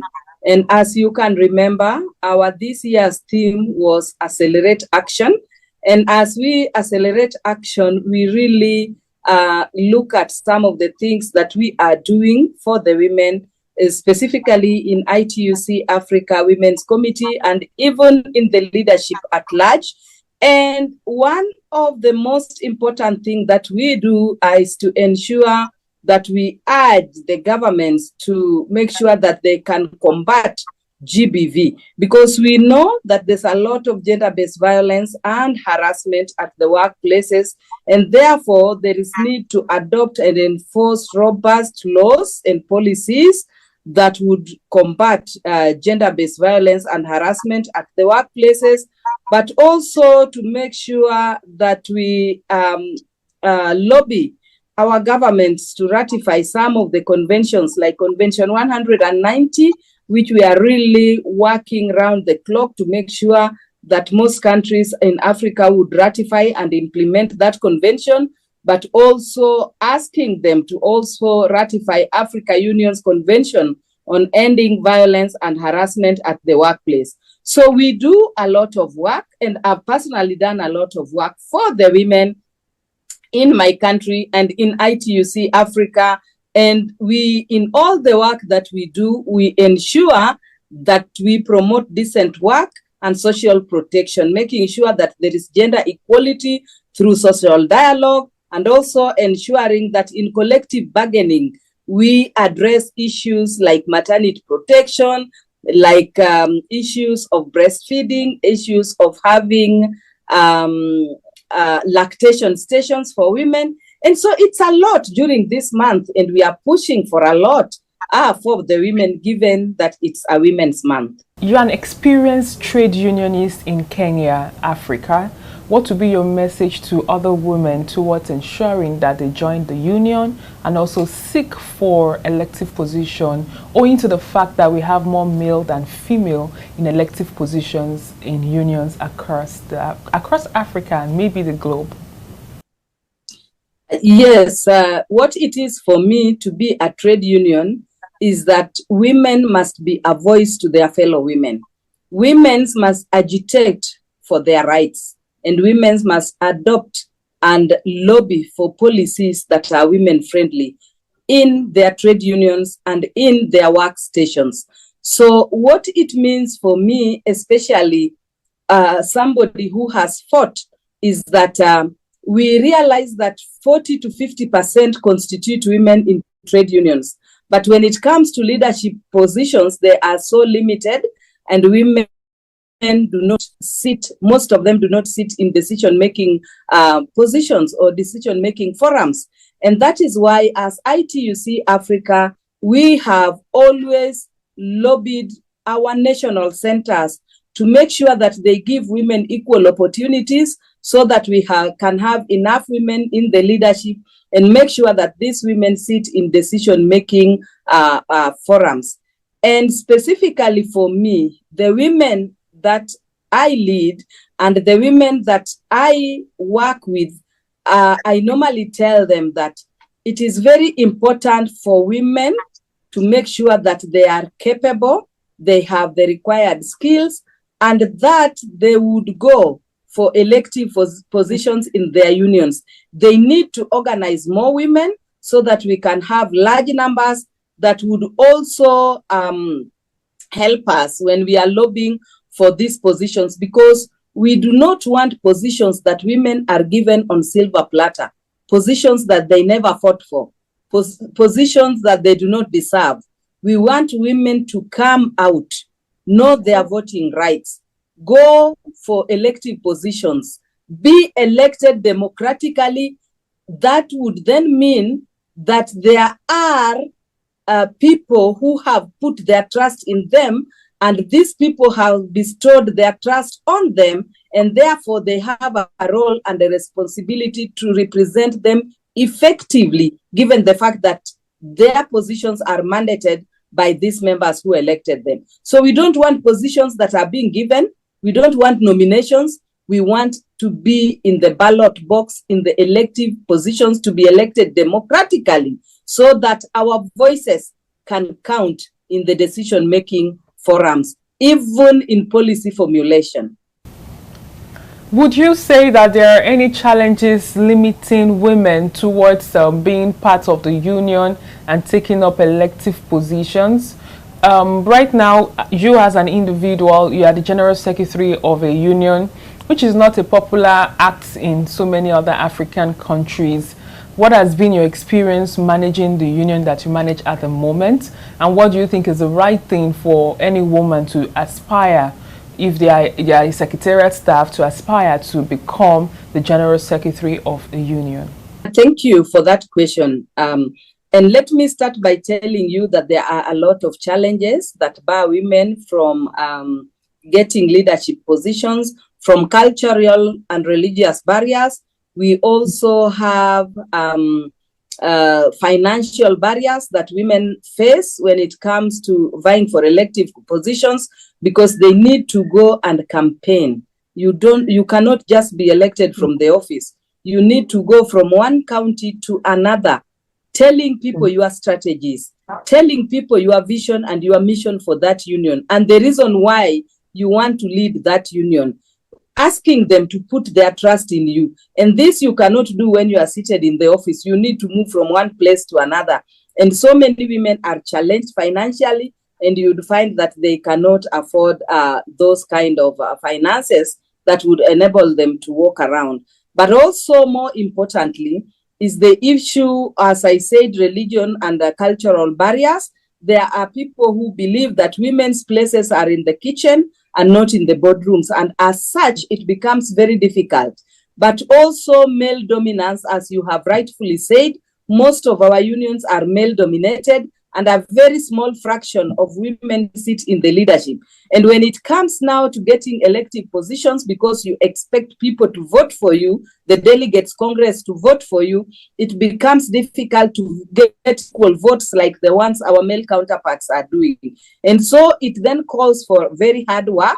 It also calls for a very strategic manifesto that can convince people to rally behind you, to support your vision, and to walk with you this journey and to fight together with you. I lead Amalgamated Union of Kenya Metal Workers, which is a male-dominated union with 10% female and 90% male.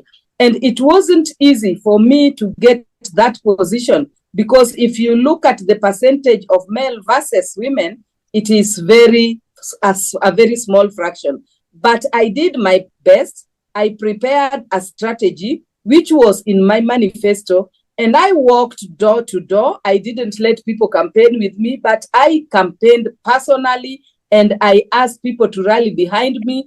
I shared my vision for the union, and I asked them to I convinced them to put their trust and to support my vision. And that is how I got men who would support my vision and who would work together with me and who would help me also in convincing the other workers that I can change the narrative of Amalgamated Union of Kenya Metal Workers. And I had a slogan, and my slogan was reclaiming the lost glory. Because for me, I looked at Amalgamated and I saw that somewhere the glory was lost. The Amalgamated we had was not the original Amalgamated we had. And so I wanted to take us back to the original and make sure that we trace our roots and stand firm as a union. And so my male counterparts would put their trust in me. They would support me and work with me. And as such, we fought together and we won together. And we now have a very organized amalgamated union that is female-led, but also amalgamated union that now trusts in its vision and its mission and supports and works in the implementation of our strategic plan. Another interesting aspect of women leading across strata is there's always this question by the male folks about balancing work and family. What's your opinion about this? How can a woman balance work and family and also probably lead a particular trade union or lead in any particular corporate organization or informal setting as well? Balancing work and family is a key issue because it is also one of the challenges that women face because they struggle with balancing family and work. And remember, family, we have families and we must make sure that we play our roles and responsibilities in the family. And even at our workplaces, we must play our roles and responsibilities because we have our obligations at work and our rights at work, but we also have our obligations at home and our work at family. And therefore, these roles must balance. Must, as we agitate for workers' rights, we must also make sure that we protect our families and we deliver the mandate that we have in this family. It has been a very difficult balance because sometimes when it comes to meetings, you find that there are meetings that are called for at odd hours that women cannot participate in because at that particular time, women think of their husbands and they think of their children. And what is it that we need to do? We need to advocate for policies that are women-friendly, that would also work towards making sure that whatever meetings we may have, we have them at an appropriate time where a woman can attend to these meetings and also get time to go home and take care of the family. We need to also make sure that we have time for our work and we have time for the family because the two go hand in hand. You will not resign from your employment because you have a family. And you will not only stay in the family and not work because even in a family, in a homestead, there must be contribution from all partners. And that's why we are saying we need to have equal opportunities. So we must balance. And that is why even at workstations, we agitate for policies on maternity protection, on breastfeeding, so that we can bring some family responsibilities, breastfeeding a child in a lactation station where is situated in our workplaces so that my child does not go hungry or does not starve because I am working in a particular company. So it needs a balance. And as we talk, as we mentor women, we almost also mentor them about work balance and family balance to make sure that the weight does not fall on one side, because once it falls on one side, then it will be a disadvantage to the other side. Thank you very much for that analysis. There's of course a need for a balance. On a final note, I would like to ask you, there are not much data available online as regards the number of women that have actually taken, but are currently sitting on a leadership position in the labor sector, be it as general secretaries or as president. I wouldn't know if you have any information. Do you have any statistics about how many women are in a position as yourself in the trade union sector in Africa? Indeed, you are right. There is no available data. And I think this is a call to action for trade unions to make sure that we have an aggregated data that brings together the number of women in trade union leadership versus the number of men in trade union leadership, so that we can look at the balance and say, and it can also be used as an arguing point when we are arguing for equal opportunities in trade union leadership. It is something that if we have and you put it on table, you know, statistics doesn't lie. And when we put it on table, then it is also a way for us to negotiate for more women if the balance is not there to take up leadership positions in their union. And I think this is, thank you for bringing it up, because it's a call to action, and we will endeavor to make sure that we have a data and an aggregated data for trade union leadership, because that will inform even in our decision-making processes. Thank you very much for your time. It was an interesting conversation I had with you. And I hope to talk to you more some other time. Thank you. Thank you. I'm available always. This is the work that we do every day. And we are happy to engage in such discussions, because it also helps us to raise our voices and our concerns as women leaders in our organizations. Thank you very much for taking your time and for inviting me to this interview. I don't take it for granted. I truly appreciate. And that's all we can take on today's edition of the program. Join us next week for a fresh edition of the show. I am Sharon Ijason. Thanks for watching, and remember that labor creates wealth.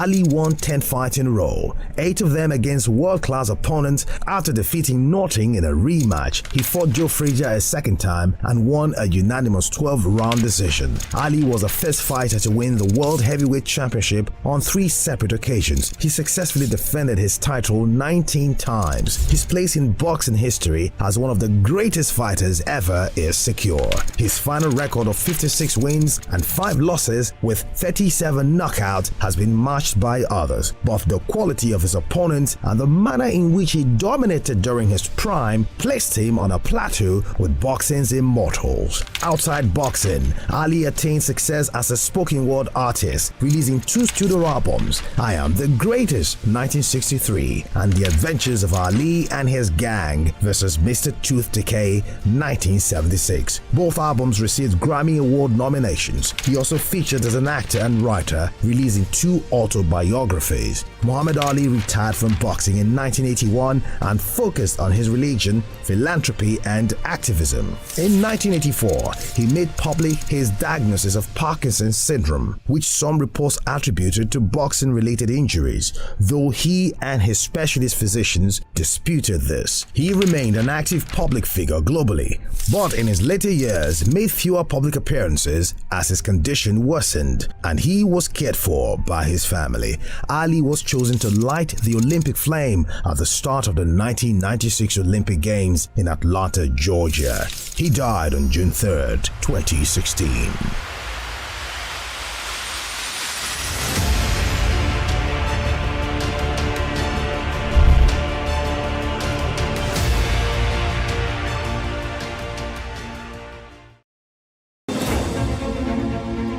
Meet Benga Oreshegun, a fearless voice and an advocate for the truth. He's bringing fresh energy and bold insights to journalists' Hangout. Get ready for deeper analysis and dynamic perspectives. Join me and Babajide Kolade Otitoju with other veteran journalists on Journalists Hangout. Weekdays from 5 p.m. and on Sundays 1:30 p.m.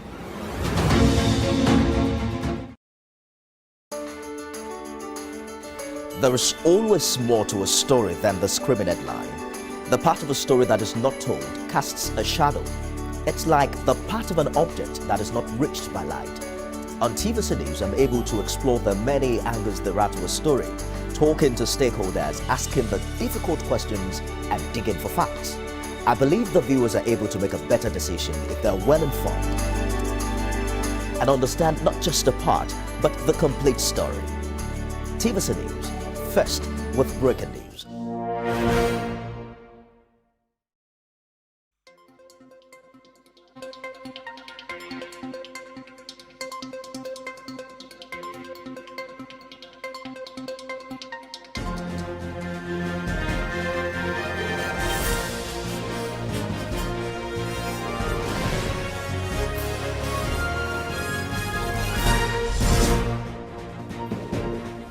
EFCC rearranged former National Security Advisor Colonel Sambo Dasuki and 3 others over an alleged 33.2 billion naira fraud.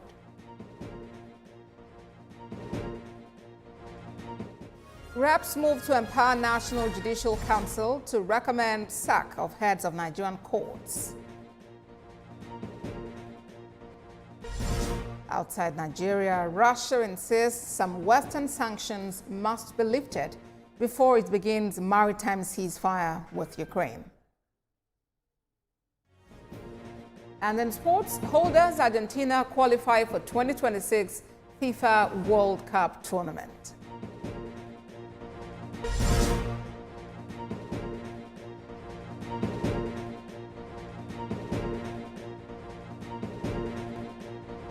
Thanks for joining us on TVC News at 1. I am Abosadi Adeniwa. We begin in the courts where former National Security Advisor retired Colonel Sambo Dasuki has been rearranged before Justice Charles Agbaza of the Federal Capital Territory High Court in Abuja, alongside 3 others, over allegations of 33.2 billion naira fraud. The Economic and Financial Crimes Commission brought the charges against Mr. Dasuki, who was arraigned alongside Aminu Baba Kusa, a former general manager of the Nigerian National Petroleum Corporation, and 2 companies, Acacia Holdings Limited and Reliance Referral Hospital Limited. The defendants faced 32 counts of charges related to alleged fraud. This rearrangement comes after the case was reassigned by the FCT Chief Judge, Justice Hussein Baba Yusuf, who previously presided over the matter. Mr. Dasuki was initially arraigned in 2015 alongside Shuaibu Salisu, a former Director of Finance and Administration, Office of the National Security Advisor, on a 19-count charge related to a 15.5 billion naira fraud. Away from that now, the Nigerian Senate has confirmed the appointment of Nwakoche Sylvester as the new Controller General of the Nigerian Correctional Service. His appointment follows the retirement of Halidu Nababa and comes at a time the nation is grappling with rising security concerns, including recent jailbreaks. National Assembly correspondent Tijesu Adeoye reports. The Senate officially confirmed the appointment of Nwakoche Sylvester as the Controller General of the Nigerian Correctional Service. The committee found the nominee as one with an impeccable character, full of exposure, experience, intellect, energy, drive, and worthy of the nomination. The Senate's decision comes just days after a jailbreak at the Medium Security Custodial Center in Koton-Karfe, Kogi State, where 12 inmates escaped and a correctional officer lost his life.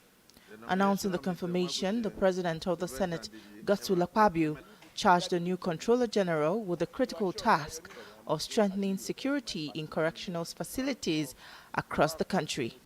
And it's coming at a difficult time when we hear of jailbreaks here and there. So to whom much is given, Much is expected. I hope the era of jailbreaks will come to an end with this appointment. So congratulations and thank you to our Committee on Interior. Meanwhile, the Senate has also set its sights on another pressing issue, which is addressing systemic abuses in the application of the federal character principle in Nigeria's public service. The resolution follows a motion by Senator Osita Ungu, who raised concerns about the persistent imbalance in recruitment processes across federal ministries, departments, and agencies.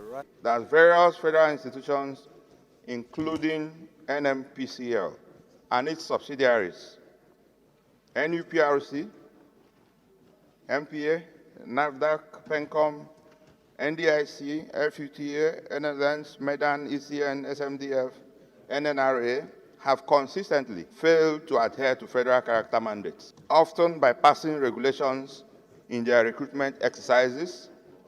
There are several evidences. It is in our hands to mold this nation, to create a nation that is inclusive, a nation of all and for all, and not a few. That is why the framers of this Constitution inserted this concept of federal character. The Senate has now directed its Committee on Federal Character and Intergovernmental Affairs to conduct a thorough investigation into these concerns. The committee is expected to engage all relevant government agencies and submit its findings within 3 months. TJ Suadeoye, TVC News, Abuja. Still from the National Assembly, 39 constitution amendment bills have scaled second reading at the House of Representatives. One of the bills seeks to make the recommendation of the National Judicial Council mandatory for the removal of heads of Nigerian courts from office. National Assembly correspondent Joke Adisa has the story. In an unprecedented move, the House passes 39 constitution amendment bills cutting across judiciary, legislature, security, and electoral reforms. What we're going to do today, considering the weather in the room and the urgency of pushing this to the Constitution Review Committee for them to study analysis, I will ask that the Leader of the House moves that we suspend our rules to have the second reading of all these bills. House Leader Julius Ihovere moves the motion for second reading. HB 79, Francis Ejirogan Ewaive. HB 1212, Namdi Ezechi. HBs 1729 and 1730, Honorable Mansour Manosoro.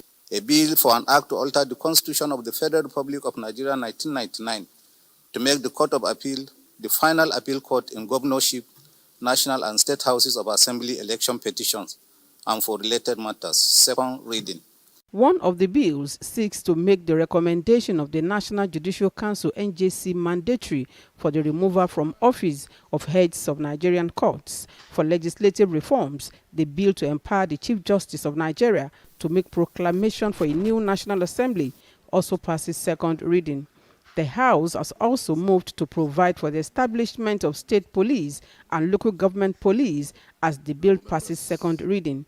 A political parties registration and regulatory commission is also being considered. The bill was one of the 39 the House passed for second reading.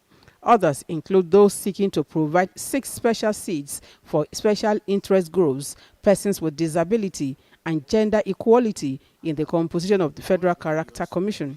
The bills have been referred to the Special Committee on Constitutional Review, chaired by the Deputy Speaker Benjamin Kalu, for further legislative action. Also at plenary, the House received the report of its Committee on Population on a bill seeking to repeal the National Identity Management Commission Act of 2007 and to provide for the establishment of a National Identity Database and the National Identity Management Commission. Joke Adisa, TVC News, Abuja. And in a significant development, a bill proposing that all elections in Nigeria, including presidential, governorship, Senate, reps, state assembly, and local government area council elections, be held on the same day, has passed its second reading in the House of Representatives. Sponsored by the lawmaker representing Idiato Federal Constituency, Ikenga Ugochinyere, and 35 others, The bill aims to alter the Constitution of the Federal Republic of Nigeria 1999 as amended to facilitate simultaneous elections. The proposed legislation outlines that the Independent National Electoral Commission will determine the dates for the elections in consultation with the National Assembly in accordance with the Electoral Act. The bill draft alters Section 76, 116, and 132 of the Principal Act to reflect this change. The majority of lawmakers voted in support of the bill during the voice vote, paving the way for its next stage. In terms of reducing costs, all election holding in one day in Nigeria is coming at the right time. In terms of security, it's coming at the right time that people try to snatch ballot and don't want election to be uploaded and so on and so forth. Then in terms of saving hours, so instead of locking down the country for 2-3 Saturdays, we can have all this election in one day. And again, in terms of credibility of the process, remember that if we have all election in one day, the accreditation that is used for the state assembly or local government or House of Rep is the same accreditation for the presidential election. So we'll not have a situation whereby after a House of Rep or senatorial candidates have been declared with 40,000 accreditation, the presidential election result is showing 1 million. Because already people have collected their result at that lower level before we even start getting to the state level where we're going to compile the governorship and the presidential. Still ahead on TVC News at 1. Imo State Police Command reopens also police divisional headquarters destroyed by gunmen after years of heightened insecurity in the troubled area. That's after this break. Please stay with us for details.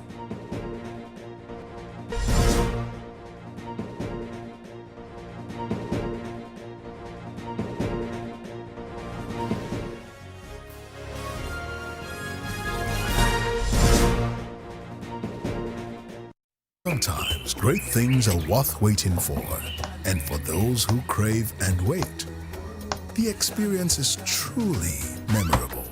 Introducing the new Dano evaporated milk, a creamy, tasty, nourishing way to start your day.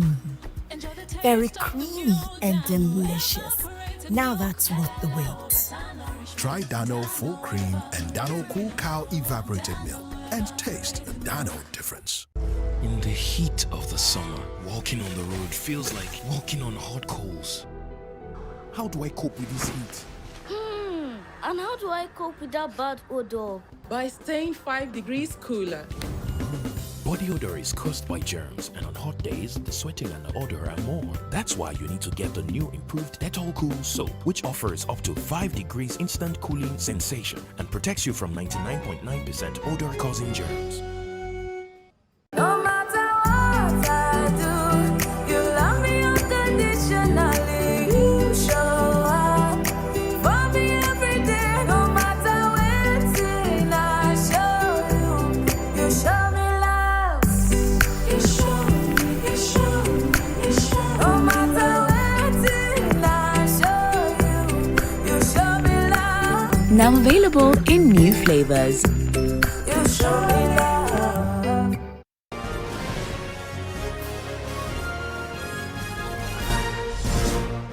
You're still watching TVC News at 1, and here is a reminder of our top stories. EFCC rearraigns former National Security Advisor Richard Colonel Sambo Dasuki and 3 others over an alleged 33.2 billion naira fraud. Reps move to empower National Judicial Council to recommend sack of heads of Nigerian courts. Outside Nigeria, Russia insists some Western sanctions must be lifted before it begins maritime ceasefire with Ukraine. In sports this hour, Argentina qualifies for 2026 FIFA World Cup tournament.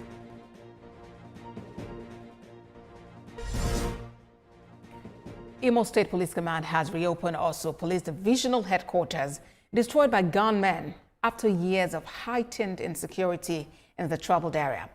The Commissioner of Police, Aboki Danjuma, who inaugurated the renovated division, said the event marks a significant step in strengthening security and in the return of peace in also general area. In a statement by the police public relations officer, Henry Okoye, the building, which was attacked by criminal elements, has been rebuilt with modern facilities to enhance operational efficiency. According to the police, adequate manpower has been deployed to also to work in synergy with other security operatives to flush out remnants of the criminals troubling the area. The Commissioner of Police further used the occasion to assure residents of the unwavering commitment of security agencies.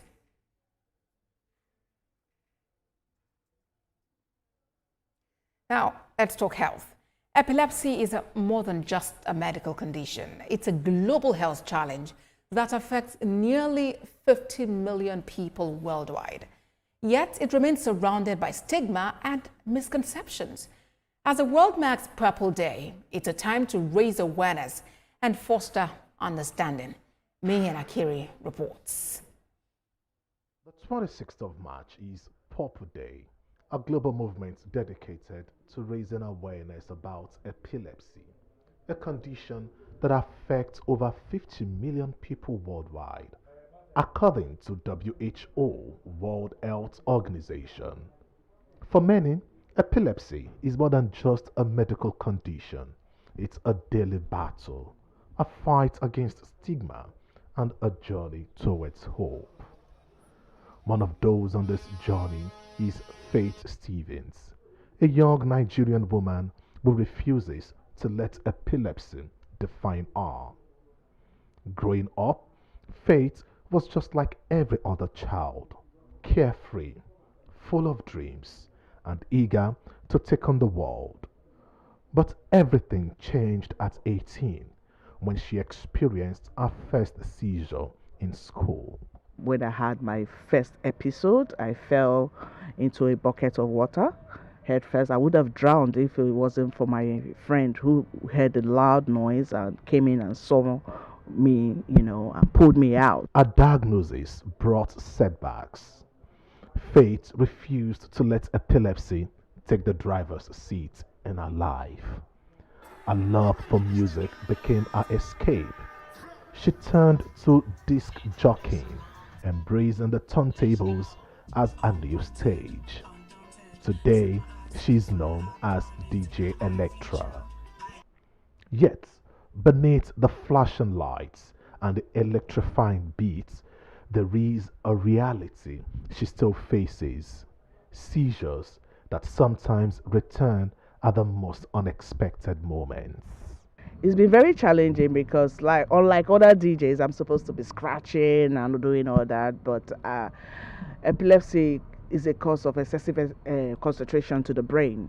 So scratching involves a lot of concentration. So there are things I don't do. I just vibe. So the challenges I've faced has come to do with not being able to scratch, not being able to remove my glasses in a club where there's flashy lights. Determined to create change, DJ Electra has taken her story beyond the decks and into the studio, recording songs to raise awareness about epilepsy and to remind others battling the condition that they are not alone.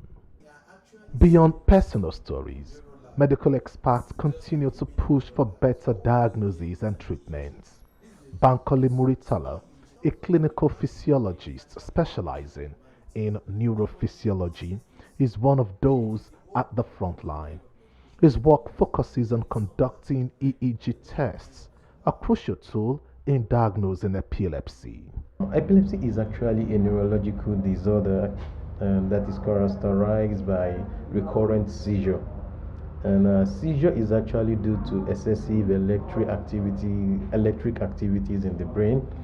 The causes could be as a result of injury, it could be possibly as a result of infection, it could be possibly post-stroke. Maybe someone had a stroke afterward, because when you're talking about stroke, you're talking about cerebral blockage of blood supply. So post-stroke could actually be could lead to seizure, or sometimes it could be as a result of complications during birth. But one important thing that I would like to note here is, apart from the fact that there are causes, in many cases we found out that you can actually trace some of this epilepsy to any cause. Medical experts stress that early diagnosis and proper classification of seizures are key in managing epilepsy effectively. But the right treatment up to 70% of people with epilepsy can live seizure-free lives. But beyond medication, awareness is crucial. In many parts of the world, including Nigeria, epilepsy is still misunderstood, leading to stigma and discrimination against those living with it.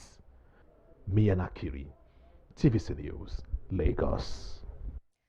We'll be talking more about World Epilepsy Day on World Now, our 3 p.m. news bulletin. Please watch out for it. Now, in fulfillment of its promise to tackle glaucoma and other vision-related conditions of residents, Abia State government has commenced the free eye screening at the various local government areas of the state. The administrator of the Abia State Eye Health Management Bureau, Dr. Betty Obasi, while monitoring the screening at Umuahia South, said they are more concerned about residents at the villages who hardly go for eye check. She wants residents to always go for regular eye check for early detection of eye diseases and treatment. A lot of people, out of not being aware, have this glaucoma that is preventable and it leads to blindness that is irreversible. So if they know early enough, and that's what it's all about, awareness, drawing attention to this kind of crisis in the society. And once we can draw attention to it, the first thing is about being educated about something, and once you have that education, you know how to go about it. So awareness is the first thing. Once you know about it, the next phase of it is how do you manage it when you have it. We need to help them understand that it's not a disease that you have and you give you an eye drop and that is. Now, the Kwara State government is seeking to invest in initiatives and policies that will empower young people and make drug abuse and crimes unattractive to them. But this is just as a repentant drug addict is asking government and enforcement agencies to beam their searchlight on big pharmacy stores and hotels to cut the supply chain. Ibrahim Alige has details. For many years, 35-year-old Omar Hussein was engaged in the use and supply of illicit drugs before repenting. He claims that socio-economic factors pushed him into it. He believes illicit drug use can be reduced to the barest minimum if the government focuses on big hotels where drug users harbor. And some pharmacies, the big pharmacies that you people give, permission to sell drugs. Most of them, they are seeing the problem of the neighborhood. And our big hotels, there are people that are, this senator is lodging here, this governor is lodging here. That is the root of most of them. That is the place they hide themselves and take the drugs. It is for the likes of Omar and other youths that the Kwara State government organized this second edition of the Stakeholder Summit on Drug Abuse, Prevention and Control in Ilorin. Tackling drug abuse requires a sustained, united effort from all sectors: the government, civil society, security agencies, religious institutions, parents, traditional institutions, and young people themselves. We are all here this morning. Professor Baba Awoye is the managing director of the Federal Neuropsychiatric Hospital, Buduegba, Kwara State. He paints a picture of the havoc synthetic drug abuse does to users and suggests possible ways out. We need to do more as family, as organizations, as government, as hospitals, as community, to control the influx of hard drugs in our society. As family, I said, because if you are a father, you know what your child is doing. We also know that we are supposed to be ambassadors to ensure that we influence our peers and our colleagues, younger ones, and even parents. This gathering reflects the collective commitment of participants to tackling the growing menace of drug abuse, particularly the rising crisis of synthetic drugs. Ibrahim Alige, TVC News, Ilorin. Plastic pollution remains a major environmental challenge in Nigeria, with the country ranking second globally after India in plastic waste emissions. In Niger State, a new initiative is training 350 women to transform single-use plastics like water sachets into reusable items such as clothes, shoes, and bags. Chanemi Bami tells us more. Nigeria generates an estimated 3.5 million tons of plastic waste annually, a significant contributor to pollution in urban and rural areas. Plastics that do not degrade often end up in landfills, polluting the soil, or are washed into water bodies, threatening marine life. Just how big is the issue, and what can be done about it? Richard Oboro is the project coordinator for a project by Yasif Nigeria to promote plastic sustainability across communities in Niger, Kano, and Cross River states. Very important to the environment because it helps, number one, in waste management. This has even helped government in a way of reducing waste because government spend a lot of money in plastic waste management itself. So by doing this, the women now have understood the value of picking plastic bottles and even sachet waters and reusing them for their own personal benefits and even for economical benefits. The initiative trains women to repurpose plastic waste into usable products, from interlocking towels to fashion accessories. In my house, I'm selling pure water. But now, because before I used to pack nylon of pure water for my children to go and throw it. But now I'm not throwing it again because I know I'm going to achieve many things. Now I can make it by myself, and I can use the, like if I have enough capital that I will go and produce my own products. I can help my family and everyone that's close to me and does that. Currently, participants are developing innovative projects which will be presented at a pitching contest for a chance to win prizes and expand their businesses. From waste now into products, the lives of these women are being transformed daily by converting nylons that are non-degradable into useful items such as bags and shoes. This project does not only provide environmental sustainability, it also aims at providing financial stability for these women and their families. Chenemi Bami, TVC News, Mina. Let's now bring out the stories. The synergy between President Bola Tinubu and Governor Sheriff Oborewori of Delta State is poised to bring numerous benefits to the people of Delta State. This is according to the Director General of the Delta State Orientation and Communications Bureau, Fred Oganesive. He says the relationship between the President and State Governor will attract significant socioeconomic and infrastructure development to the state. He attributed Governor Oborewori's rise to national prominence to his deliberate efforts to build bridges across party lines, foster development, and advance the interest of Delta State through his leadership style, which is marked by respect for authority, humility, and intergovernmental diplomacy. The Communication Bureau DG further stressed that the visit of First Lady Senator Oluremi Tinubu to Delta State will further strengthen federal presence in the oil-rich state. Member representing Ughelli North, Ughelli South, Udu Federal Constituency, Francis Waive, has called on the warring groups in Delta State All Progressives Congress to adopt Governor Sheriff Oborewori as the party's sole candidate for the governorship elections in 2027.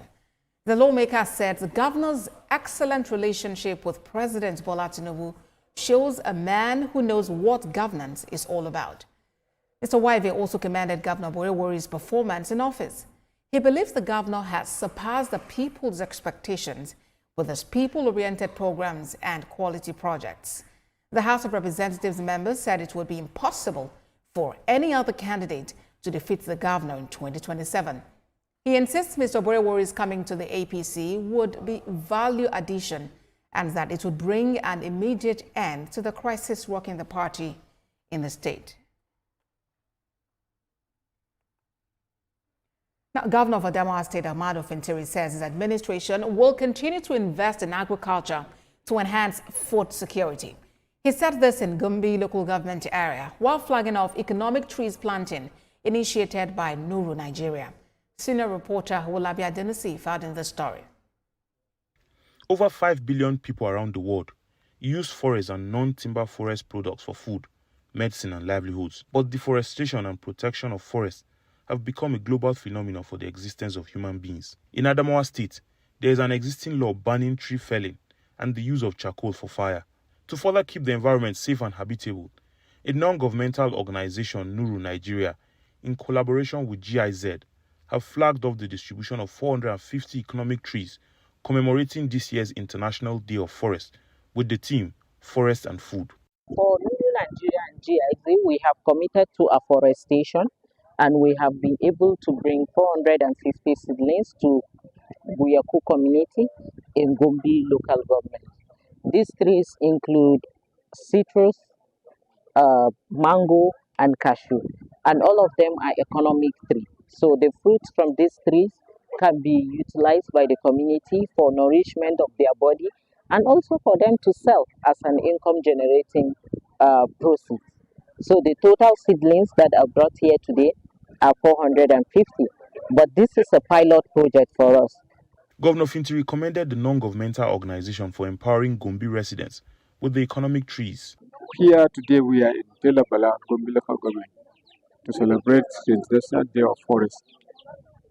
And they have excitedly accepted that it is true and they are going to adapt the activities of Nuru. We also want to, in fact, appreciate the activities of Nuru for this sensitization they are ongoing. Mr. Fintiri says the state government is working towards boosting food security and has allocated 33 acres of land across the 21 local government areas of the state to farmers. The government has plans to boost food security. Presently, my ministry is cultivating 300 hectares in each local government so as to boost food security. So this is planting of trees is part of provision. This gesture is expected to reduce the high number of deforestation recorded in Gombe, in which majority of the farming communities trade in charcoal business. Away from that now, hundreds of sympathizers, including Nigeria's Vice President Kashim Shettima, have been arriving in Katsina to commiserate with Governor Diko Rada over the passing of his mother. The condolence visit underscores the deep respect and solidarity among the nation's political leaders during times of grief. Abdulatif Yusuf has more. The atmosphere in Katsina was somber as dignitaries and well-wishers gathered to console Governor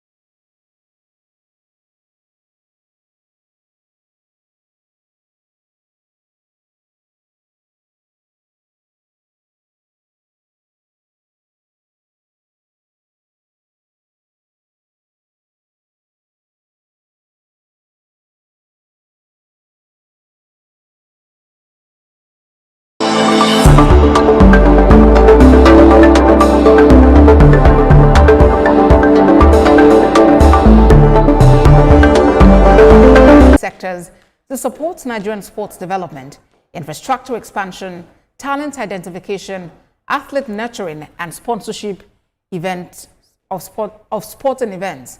Chairman of the National Sports Commission, Shehu Diko, who's the governor of Gombe State, were at the torch lighting ceremony. The Games represents much more than just a competition for athletic skills. They embody the unity, strength, and resilience that defines us as a nation. Every step we take together towards the festival is not merely an act of preparation for a reporting event, but a reaffirmation of our collective commitment to nation building through sports. Today's activities is one of the series culminating in the event proper.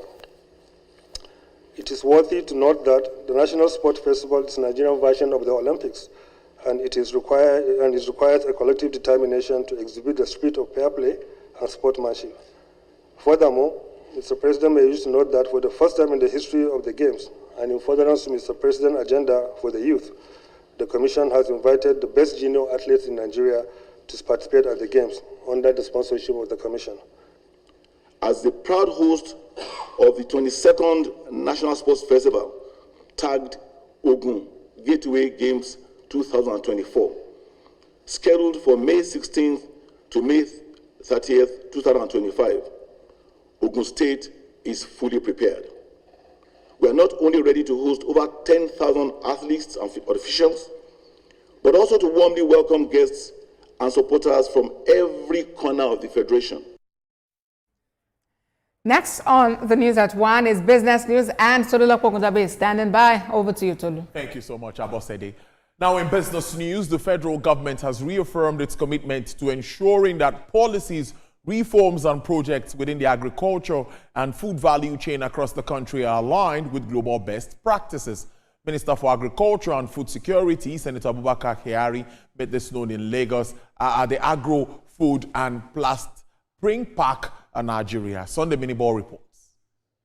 According to the United Nations Food and Agriculture Organization, Nigeria ranks among the top 10 most arable countries globally, with over 70 million hectares, more than 80 million acres of land suitable for growing seasonal crops. However, farmers continue to face challenges in accessing improved seed due to their high costs, which significantly impact both their livelihoods and the country's food security.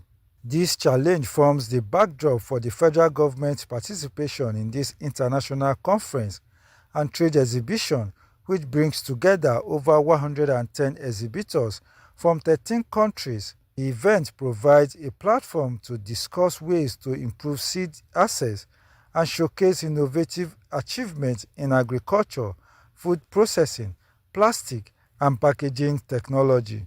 Together, we can leverage our collective expertise to develop innovative solutions that address the complex interplay between agriculture, nutrition, and climate change. We are committed to ensuring that policies and projects are informed by the latest research and best practices from around the world. As we know, Mr. President declared a national state of emergency in relation to food supply. And that was unfortunate, but it's also needed that the attention is focused on supply of healthy food in Nigeria. It's a matter of yield, it's a matter of soil testing, it's a matter of combating post-harvest losses. All of these things are equally important, and the Netherlands has been working on this over the last 10 years in Nigeria. For Dutch exhibitors and those in horticulture, improving access to better seeds is seen as a key factor in boosting productivity. It's very difficult to grow your products here in an affordable way, but the companies we have with us in our delegation, they have products that can have a better outcome, so the return on investment can be very big. You can see significant growth in terms of farmers adopting hybrid seeds. And what are the benefits of these hybrid seeds? The benefit is they have higher yields than the open pollinated varieties or the farmer-safe seeds. The conference created a platform for fostering collaboration, innovation, and sustainable growth within Nigeria's agro-food and packaging sector. Sunday Binibo, TVC News, Lagos. The central bank governor Governor Olayemi Cardoso has reiterated the bank's commitment to stabilizing the foreign exchange market and curbing inflation. Speaking during a visit by the Harvard Kennedy School delegation, Mr. Cardoso highlighted key reforms under his leadership, including the unification of the Nigeria's exchange rate system and the clearance of a $7 billion FX backlog. He said the measures have boosted the nation's foreign reserves to over $40 billion, the highest in nearly 3 years, while attracting foreign portfolio inflows. The scholars' visit to the CBN brought together 50 students from 19 countries, including representatives from the HKS, Harvard Business School, Massachusetts Institute of Technology, and Stanford University, which is part of the Africa Trek, which included visits to Ghana and Nigeria. The Nigerian Electricity Regulatory Commission has announced that electricity distribution companies this coast collected more than 509 billion naira in the fourth quarter of 2024 out of $658.4 billion billed to customers. This was disclosed in the Commission's 2024 fourth quarter report published in Abuja. And the report says this translates to collection efficiency of 77.44%. The document also shows the DISCOs collected a total of 466.69 billion naira in the third quarter of 2024 out of 626.02 billion naira billed. Now, Eco Electricity DISCO recorded the highest collection efficiency at 90%, followed by Ikeja DISCO at 82.63%. The Petroleum Products Retail Outlet Owners Association of Nigeria, Petran, has commended the Nigerian National Petroleum Company Limited for successfully running the revamped Port Harcourt refinery for 180 days non-stop. Nigerian National Petroleum Company Limited for successfully for 180 days non-stop. The National Public Relations Officer of the association, Mr. Joseph Obele, gave the commendations in a statement commending the host communities for their cooperation and support during the rehabilitation of the refinery.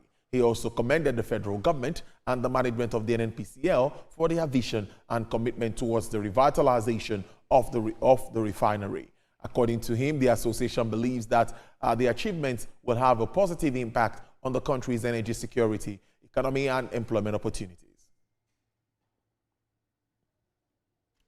And to the global space, Asian stocks followed Wall Street higher today, and the United States dollars mended as markets awaited clarity of President Donald Trump's trade policy ahead of a new round of tariffs next week. Traders received some hope of flexibility from the White House after Trump said that not all levies would come on the April 2nd deadline and some countries would get breaks without providing further details. Japan's Nikkei advanced 0.65%, and South Korea's Kospi climbed 1.08%. Australian stocks gained 0.71%. Hong Kong Hang Seng added 0.25%. Mainland Chinese blue chips slipped 0.32%. US S&P 500 futures pointed down 0.12% after the cash index eked out 0.16% gain overnight. Pan-European stock 50 futures is 0.06%. Now, according to a major union of companies in the Canadian and hundreds of workers in Canadian steel and aluminium sectors have been laid off following United States President Donald Trump's tariff pressure. Economists warned against negative impact of tariff expanding and staying longer. Uncertainty surrounding Trump's policies has cast a chill over Canada's economy and the labor market. President Trump imposed tariffs on steel and aluminium on March 12th. More tariffs have been expected on April 2nd. Well, to the oil market, crude oil prices edged higher today on supply concerns, with the United States stepping up efforts to limit Venezuelan and Iranian oil exports, while a bigger than expected drop in the United States crude inventory also lent some support. U.S. West Texas Intermediate crude rose to sell for $69.21 per barrel with an upward review of 0.30%. Brent crude futures also experienced an upsurge of 0.27% to sell for $73.22 per barrel. Now, for Bonnie Light, it sells higher. It's down, I beg your pardon, $78.62 with a decline of 2.84%. And the OPEC basket is high, selling for $74.91 with an uptick of 2.43%. But that's business news at this hour. Next is sports. I'll see you at the top of the hour for Business Nigeria. Good afternoon.